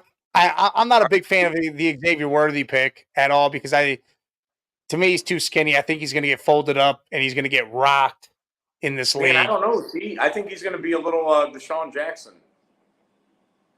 He's skinnier than Deshaun. Deshaun had meat. This dude has no meat. But if you can outrun everybody and just catch the ball, that's all I need you to do. That's cool, but if you ever catch the ball and you get smacked, then you're not going to outrun nobody. You're going to be on the bench, not going nowhere. That's true. Probably broken in 2, but I get it. Exactly. Listen, and we could get into the Rice shit with the Chiefs, which is going to hurt way more than I think anybody thinks it's going to hurt them. It's going to hurt big time. Yep. All right. Chiefs 1 for both of us. Who do you got 2? Bo Nix. Bo Nix. Bo Nix, baby. Bo Nix. That's it. Bo Nix. So you got Denver 2? Is that a real thing? Yeah, I think Bo Nix is that. I think Bo Nix is that legit. If they now that depends on if they start him. If they do not start Bo Nix, there is no other quarterback in that room that I believe has any shit to put with Denver. I don't think there is anybody there. Hey, listen, Sean Payton loves Bo Nix just like he loved Pat Mahomes in that draft. So he's got his eyes. He knows what he can do with quarterbacks. That was Peyton's pick. Was Peyton wanted Bo Nix on Denver, but Sean Payton picked that. Yeah, that was definitely Sean Payton picking Bo Nix. Did you freeze over there? What's that? You froze for a second. Yeah, Bo Nix is there. He's legit. He's it, dude. It's Bo Nix time. I'm not taking the Broncos second. Okay, who you got? I got the Raiders. So you think O'Connell's going to play good enough? I think Mustache Mania is going to play good enough. You think Minshew takes the job? I think they give it to Minshew. I think they like O'Connell, but I think Minshew's the guy who takes the job because they saw what he did at Indy and how he got the job done and could have been in.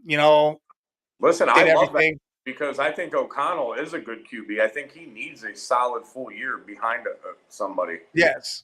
And, again, you got Devontae Adams, Jacoby Myers. You drafted Brock Bowers.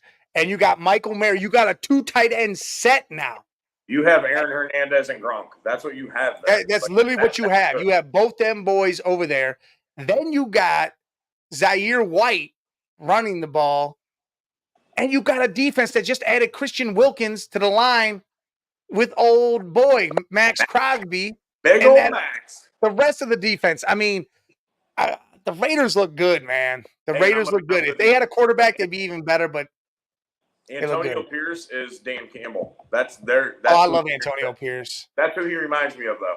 Oh, yeah, 100%. Yeah, 100%. He's just loud, gets in your ass wearing black forces and stuff, telling you what's up. He's one of those players that could convert to a coach. A lot of them can't. They just it's not there. Dude, Antonio Pierce is it. And I listen, I don't hate. Bo Nix is just he's it. That's the only reason. Bo Nix. But Antonio Pierce is going to make the Raiders again. Agree, 100%. He's going to give them that black hole identity again. Not that they don't have a good roster, but he's going to take that roster from here and put him here because he's that good of a coach, I believe. He'll definitely elevate them. Yep. Well, normal guy's got the Chiefs, Broncos, Raiders, Chargers. That's his 4 in this division. That's exactly what I have. So that's what you have. Yep. All right. I got the Chargers last 2 because I feel like that's so. Even though they got Justin Herbert, I feel like Quentin Johnson has to show up. They got Ladd McConkey. Josh Palmer ain't shown us nothing yet. Josh Palmer, hasn't. But McConkey's going to be great for that team. They drafted well. I think they had a decent draft. They need to pick up some pieces. Eckler's going to hurt them. Yeah, not having Eckler. I mean, they got if J.K. Dobbins is healthy, that changes that whole division. Changes the whole thing there. What you got, dude? BK come walking out with a bunch of packages. Look, what's this dude got here? Oh yeah. Oh, those are my shoes. What about this? I don't know. Let's see what this is. I don't remember what I ordered. It's cards. Nope. Look at ready? It's another bag. Oh, I know what this is. I know what this is, Big Mike. Yeah. Boom. Oh yeah. Yeah, baby. Nice. 2 autos. Nice. Yeah. Anyway, sorry. Go ahead. But BK come walking out like it's Christmas. It's Christmas time. I was in my head when I seen that bus. Early, but no, not till tomorrow. He waiting for. I got him a wrestling figure. He waiting for it. He thought maybe it came today because it's supposed to come tomorrow. He's all stoked. All right, so you got Chiefs, Broncos, Raiders, Chargers. But as I was saying, if Dobbins is healthy and plays like we know Dobbins can play, man, I would change that. I would change my picks around in a heartbeat. Yeah, I'm with you on that too. I just that'll change the dynamic of that team. I just don't trust enough that he's going to be and stay healthy. I just don't know yet. I don't trust it enough yet. Even though they got Gus Edwards from Baltimore. Yeah, he doesn't impress me enough to carry them to yeah, it's a 1-2 punch. It has to be. And him and JK know each other, which is a whole nother thing. So they've done this before, and they'll work together. But we have to see the health wise. Yeah, and it's scary. Oh, it definitely is. All right, we've got to run through this NFC now. All right, let's go to the NFC. I think Philadelphia's offensive pieces with an offensive coach and Jalen Hurts are substantial. This is a well-run organization that takes big swings. I'm going to take Philadelphia to win their division. They replaced their coordinators. My guess is they're an upgrade over last year. I'm going to pick a little bit of a surprise. I think Washington, Jaden Daniels, all those college starts, I think they're going to be pretty feisty next year. Dan Quinn, more than competent. Cliff Kingsbury, offensive line's okay. But, I mean, even the Philadelphia Eagles' great O-line lost the Hall of Fame center. So I'm going to have a little bit of an upset here. Washington feels like a 9 to a 10 win team. Dallas will be right behind them. But they are going to be incredibly reliant on Dak Prescott. They're weak in the running back spot. They have one tight end, CeeDee Lamb. Gallup's now gone. I think they're very dependent on Dak, and the numbers tell you when Dallas gets dependent on Dak, they're not as good. Giants just don't have enough pieces. Rumors today, they're looking at Drew Lock at quarterback. Forget He said rumors today looking at Drew Lock at quarterback. Forget it. Forget it. I can't disagree with that last statement whatsoever, bro. No, not whatsoever. All right. Eagles at 1. Listen, Saquon Barkley, they signed both the receivers to extensions. You got Hurts. Dude, that defense is great. They drafted great. They got the secondary help they needed. The boy from Iowa. And then the other corner, what was it, Wiggins? I don't know what the other corner was. That dude from Iowa he's going to be a stud. Yeah, the Eagles are ridiculously talented, and they should take that division. They got rid of the old coordinators, brought in new ones. But Sirianni, he better do something this year, otherwise he's fired, and that's the end of that. And they'll bring someone in that can get the job done. Number 2, who do you got? Because he put Washington. A big thing for Sirianni is he's got to learn. Quinyon Mitchell. He's got to be like a peacemaker almost. Sirianni's got to learn how to control some of them diva attitudes that he's got going on that team too. That's a big thing this year. He's got to learn to control that a little bit. That's right. He has to, or that team's going to implode again from the inside. I agree 100%. Hurts and Brown will get at it. They got to know to talk. I mean, they got Dallas Gobert too. They got an offense line, even though Kelsey walked. They beefed that up. And yes, Quinyon Mitchell from Toledo. That's right. He went there. When you have a running back like DeAndre Swift, right? Dude had a hell of a year last year, and I think DeAndre Swift is a hell of a running back. You can take that guy out of your team, and you legitimately can upgrade. No, it froze. Ralph got rid of a really, really fantastic running back, but yet somehow still upgraded. Yeah, that's crazy. You upgraded from Swift to Barkley, and that's a hell of a thing. All right, who's your number 2? Dallas is still going to get it done in the regular season. Dak knows how to throw for 5,000 yards in regular season and get it done. Diggs is going to come back and help that defense out a lot. I think that team becomes really reliant on their defense. I think that team is really, really, really reliant on CeeDee Lamb. Well, yeah, because they have Ferguson as a tight end, no running backs, Royce Freeman and Zeke. Their offensive line got picked apart in free agency. Listen, Dallas is a mess. They are. And I'll be honest, the only reason why I'm taking them over the Redskins is because of some of them pieces on their defense and how they can play. If it wasn't for that, it'd been the Redskins number 2.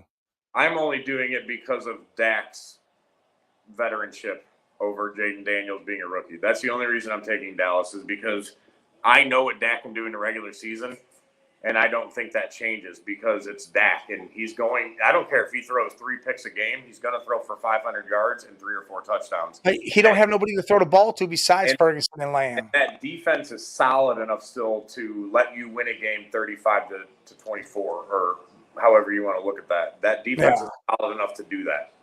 I understand what you're saying. Brandon Cooks is still Brandon Cooks. I'm not saying he's the Brandon Cooks from 5 years ago, but the dude can still play. Well, they're going to need him to. I'm a huge fan of what tight end. I'm drawing a brain fart. Ferguson. There you go. I know you just said it. Their biggest issue, and we've talked about it, Mike, a million times, is I cannot believe they didn't pay anybody to play running back for them. I don't know. They didn't even draft one. There's nobody. Dak's going to look behind him, and I don't give a shit if it's Zeke or whoever the hell else is back there. In Dak's eyes, there's nobody behind him because they're just not good enough. Well, I think he'll be more comfortable with Zeke because he knows Zeke. He knows him, but I think it's going to be hard. He also knows that Zeke's skills went from here to here now.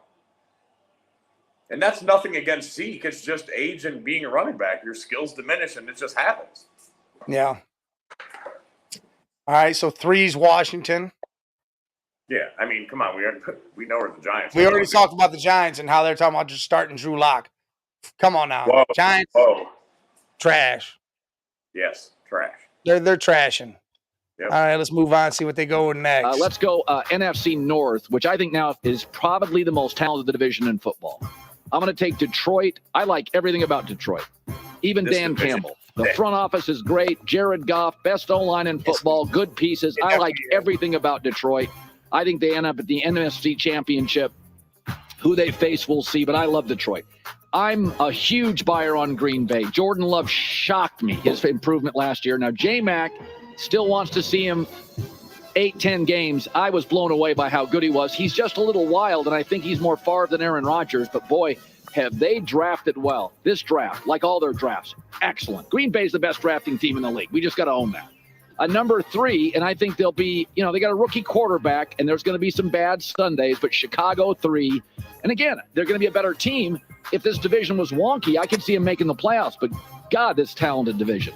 And I think they're going to be a really, really fun offense to watch. And I think Minnesota will be the best fourth-place team in football. I think Minnesota could win 8 or 9 games. I love their offensive pieces. But, again. All right. So there you have it. Detroit, Green Bay, Chicago, and the Vikings. This is the toughest division for me to pick one to finish first, because I have Green Bay and Detroit so damn close. They are, but I got to give it to Goff and Detroit because they went and did it. They should have been in the Super Bowl. So I'm giving it to Detroit. Yeah, I do think they end up winning the division, but man, I agree. I love Green Bay. I love Love. I love Watson, Romo Dobbs. They drafted well. You got Josh Jacobs there. They added to their defense, the secondary. They added to their offensive line. Josh Jacobs is huge. Yeah.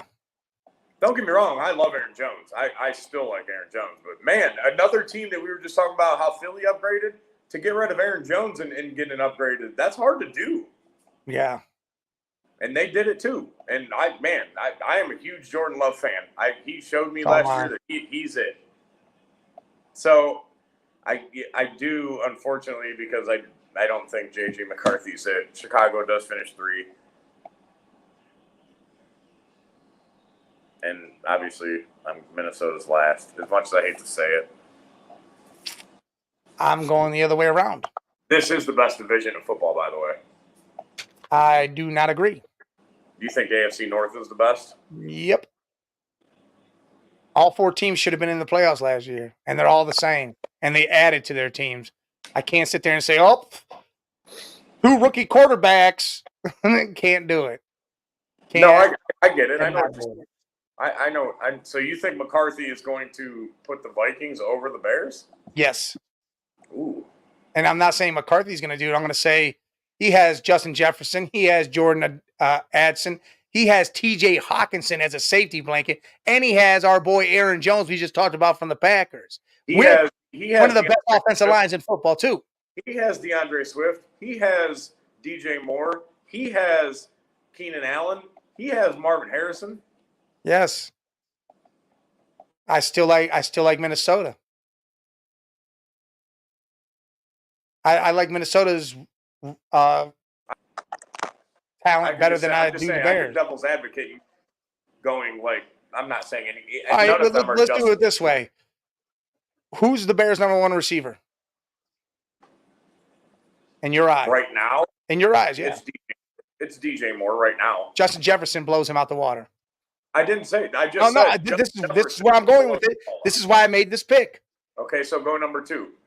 So Keenan Allen can get Jordan Addison, even though I think Jordan's coming quick. I do. Okay. Keenan's getting older. Number 3 is Jordan's coming quick. Marvin Harrison over. I don't care who the fuck you put out there from Minnesota. It's Marvin Harrison is number 3. Marvin Harrison's not on that team. Or no, so, not worried about him. That's my bad. Romo Donzi, yes. Yes. Yeah. I told you, remember draft night during our show? Yes. I kept saying I think Odunze ends up being the best receiver out of that draft. I really believe that. I think he ends up being that good. That's just my opinion. I think Rome Odunze is it, dude. I think he is legit. I don't know. It depends on Caleb Williams. And that's the scary part. But so it depends on J.J. McCarthy. No, I said for Rome Donzi. That's what we're talking about. We're talking about him right now. I'm not talking about that team. You were saying you think he's going to be the best receiver in the draft. I think it depends on Caleb Williams and what happens with him.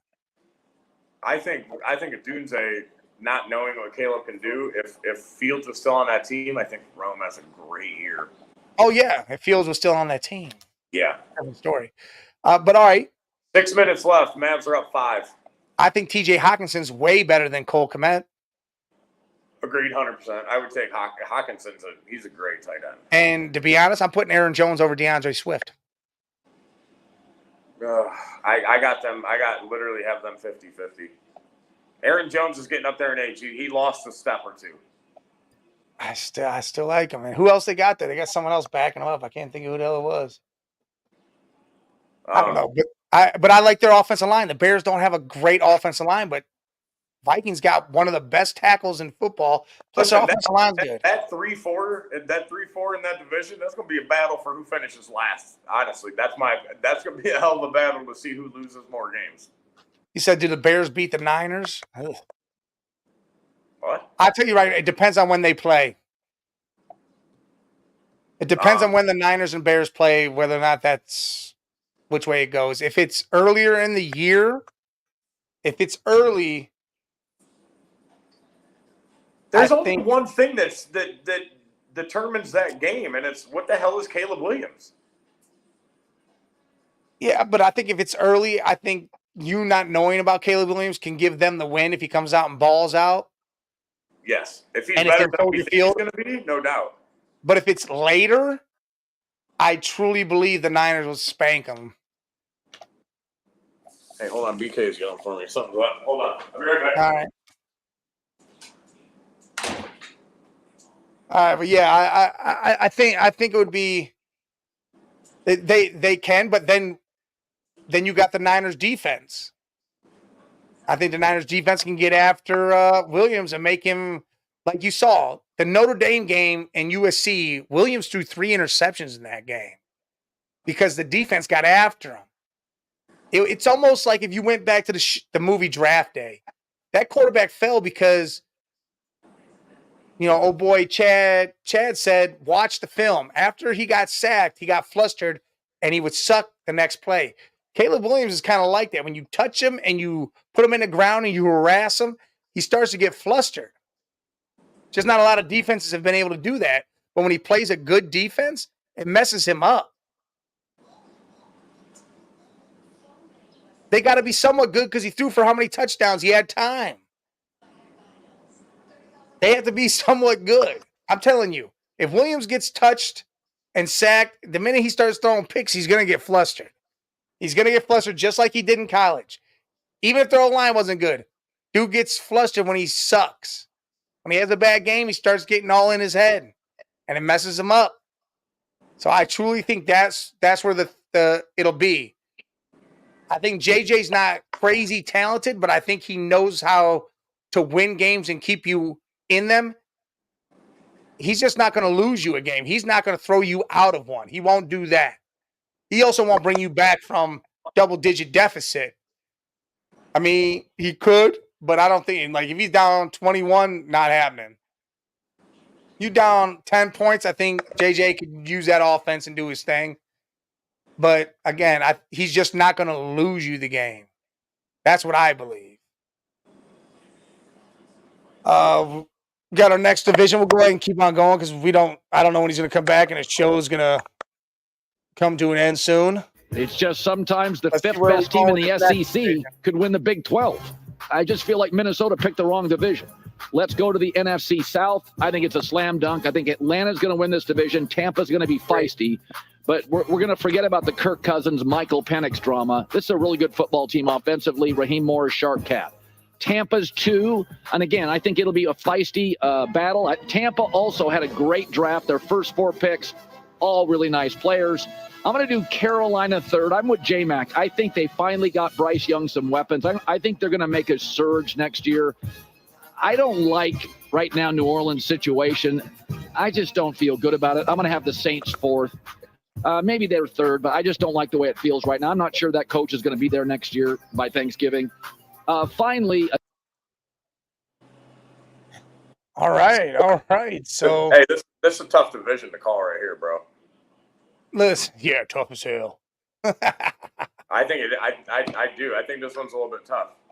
Listen, we can make this one fast because again we're running on time. Yep, go. I got the Falcons, Bucks. Those last two are where my toughness is. But I'm going to go Saints, Panthers, just because I can't say anything about Bryce, even though they surround him with weapons and they've done things. I still think the Saints third. Yeah, we ain't seen shit from Bryce yet. So I'm going Tampa, Atlanta. I'm going to go Saints, and then I'm still going to – I have to put the Panthers last until I actually see if Bryce Young can play QB because he had nothing last year, so I can't really judge him on that. Yeah, he had nothing, didn't know what to do with himself. But all right, let's move on. Another really, really good division. I think the Rams had a great draft. I think they played at the end of last year. They got that O-line right. I'm going to take the Rams to edge out San Francisco in that division, and Matt Stafford is the difference. Puka Nacua now going in. Cooper Kupp is healthy. The O-line is fantastic. The Niners' offensive line is very much in question, and we don't know their receiver situation. They'll be good. I don't think they'll be quite as good as last year. They're second. Arizona third. I got to be honest with you. I think Arizona has a chance to make the playoffs. I watched them at the end of last year. That new coach, they play hard. They play hard. And Seattle, a talented fourth-place team. All right, so there you have it.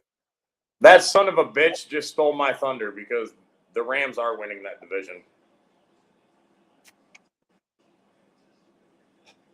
I think the Rams win that division. I think San Fran finishes second. I'm going Seattle third and Arizona last. I think it's going to be closer than all the 49ers fans want to believe. But, yeah, I think 49ers win it, but I think the Rams are on their ass. And, yeah, Seattle, I think, third, even though I don't know what they're doing over there with quarterback or Geno Smith or what's happening over there. But Cardinals, just because they drafted Marvin Harrison, and I know they played tough, you could play tough, but if you still lose, who cares how tough you play?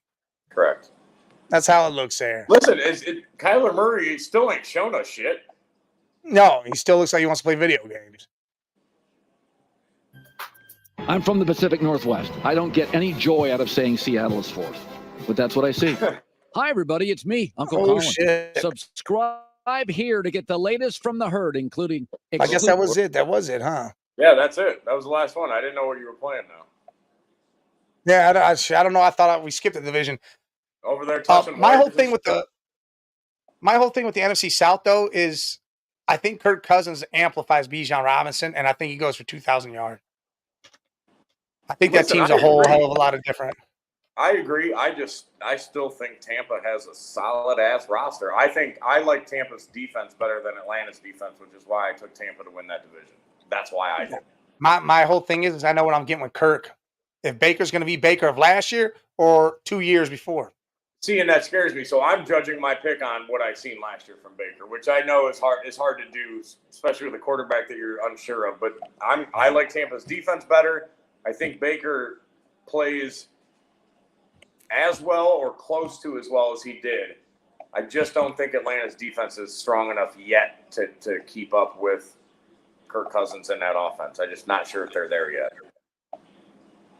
See about that. I mean, so we're iffy on. Again, that's just kind of very few we were a difference on, but what it is. Dead on most of them, bro. Dead on. Look at the rest of this game. Dallas up by 5 with what 4.5 left. You know why? My TV's probably behind. You know why? Because we're fucking smart. That's why we're on the same page. That's right. Hey, and that's right.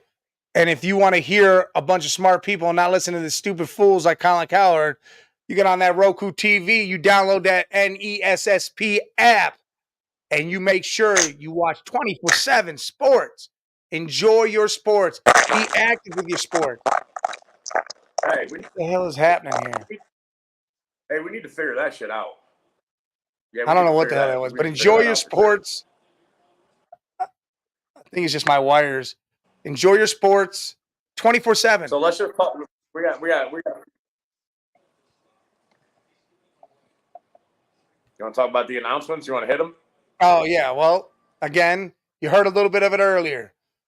Thursdays from now on, 8 to 9, right here on this channel, on your YouTube channel, the Facebook, Off the Rails, me and Beer Cave. We will have guests. We'll be talking all sorts of different things. Again, we're just going to go off the rails with stuff. So it'll be a toss it out program. Just throw anything in there. We're going to talk about it. And it'll be a lot of fantasy when football comes around. And maybe it'll just keep picking up and go right through all the fantasy, maybe. Even with baseball. We'll have baseball segments and everything. We just didn't want to start fantasy baseball pretty much while the season's going on. Quarter of the way through the season. Yeah, we rather start fresh. So, yes, 7 or 8 to 9 Thursdays. Listen, y'all, you get to see us together for another show. Yeah, for another hour. Off the Rails. And then, yes, Tuesdays now, not Sunday nights. Sports Madness, the Man Cave podcast, will be on Tuesday nights, 6 to 8. You'll be able to find that everywhere. Roku channel, everything. And another thing that's going on, another network has reached out and said they want to see our faces on it. They want us a part of it. They're called The Huddle Streaming Sports Network. And you could download that on Roku, Facebook, YouTube, all that. We will be on that next week once it's finally up and moving. So you'll see us on there too. Remember, The Huddle Streaming Sports Network. So we're on 2 Roku channels, 2 networks. You know we're all over the place. We are handsome and loved. We got another network wants us. Look at these. Yes. Faces. Handsome and loved. We're growing. We're growing. And we appreciate you guys because you guys help us with this, interacting the way you do, being a part of this. It is amazing. And we love you guys for that. And we hope you continue to grow with us. Tell your friends, share this with everybody you can. Tell them, hey, they want to hear some good stuff. Come listen to us. Make sure everybody knows about it because that's how this happens. I mean, I constantly share other podcasts like no other that I enjoy and love myself because not only do I go on shows, I listen to those shows I go on. Listen, like I share their podcasts.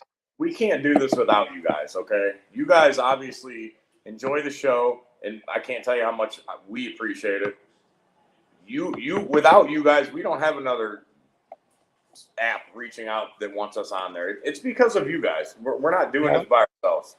And we don't decide to do another show if we didn't feel like it would be watched or loved or appreciated. Not just going to do it and nobody watches it.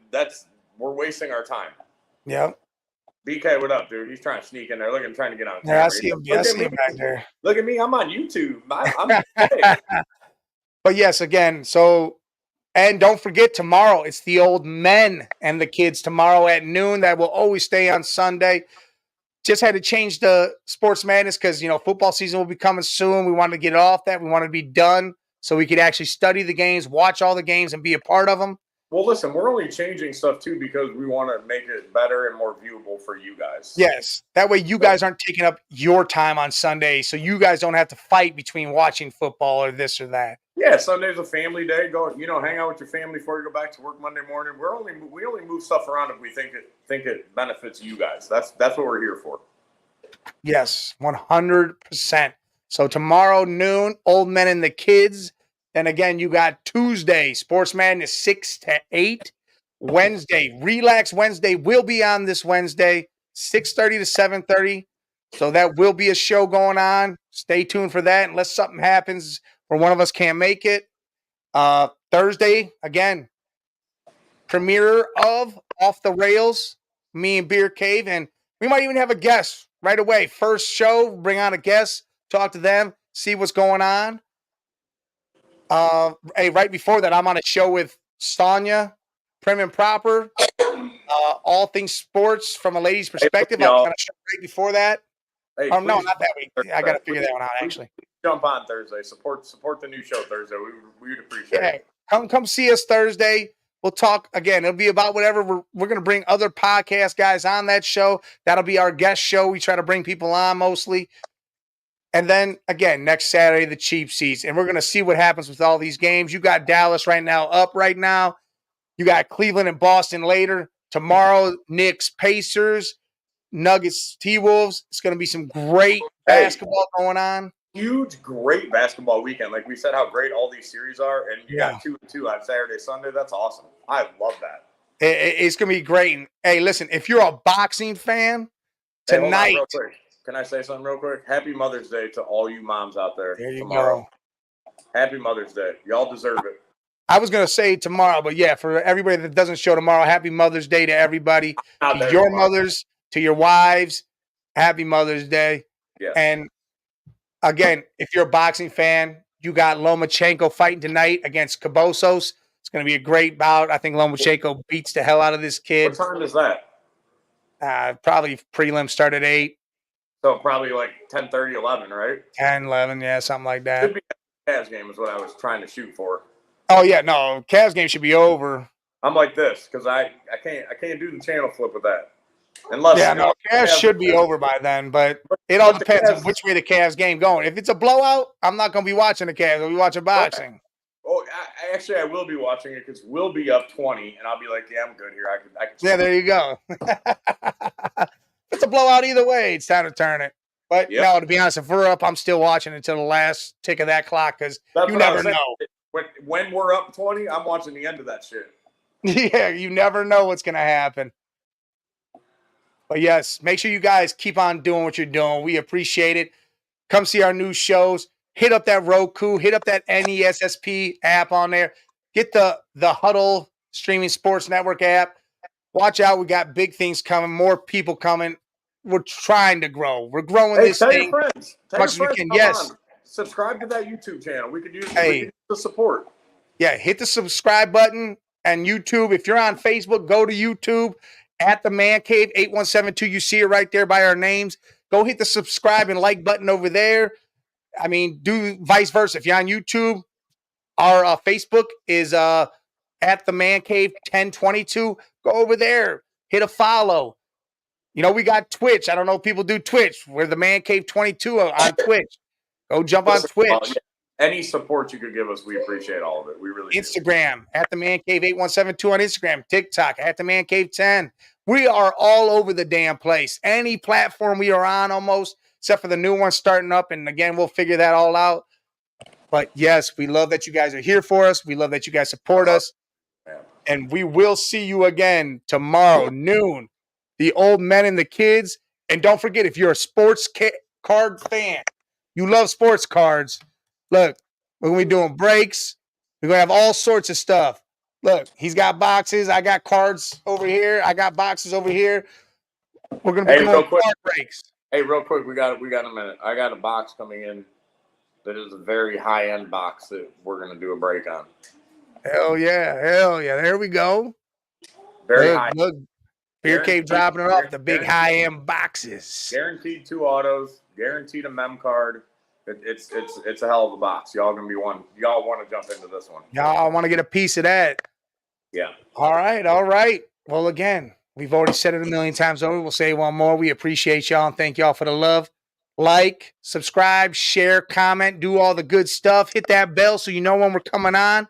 And as always, tell your mom's mom, tell everybody. Tell everybody. The restaurant you go to take your mom out, tell them people that are working there. Make sure they all know about us over here because the Man Cave Media is definitely getting huge and it's only going to get bigger. And we want to bring y'all along with us so you can say you were there at the beginning of something great.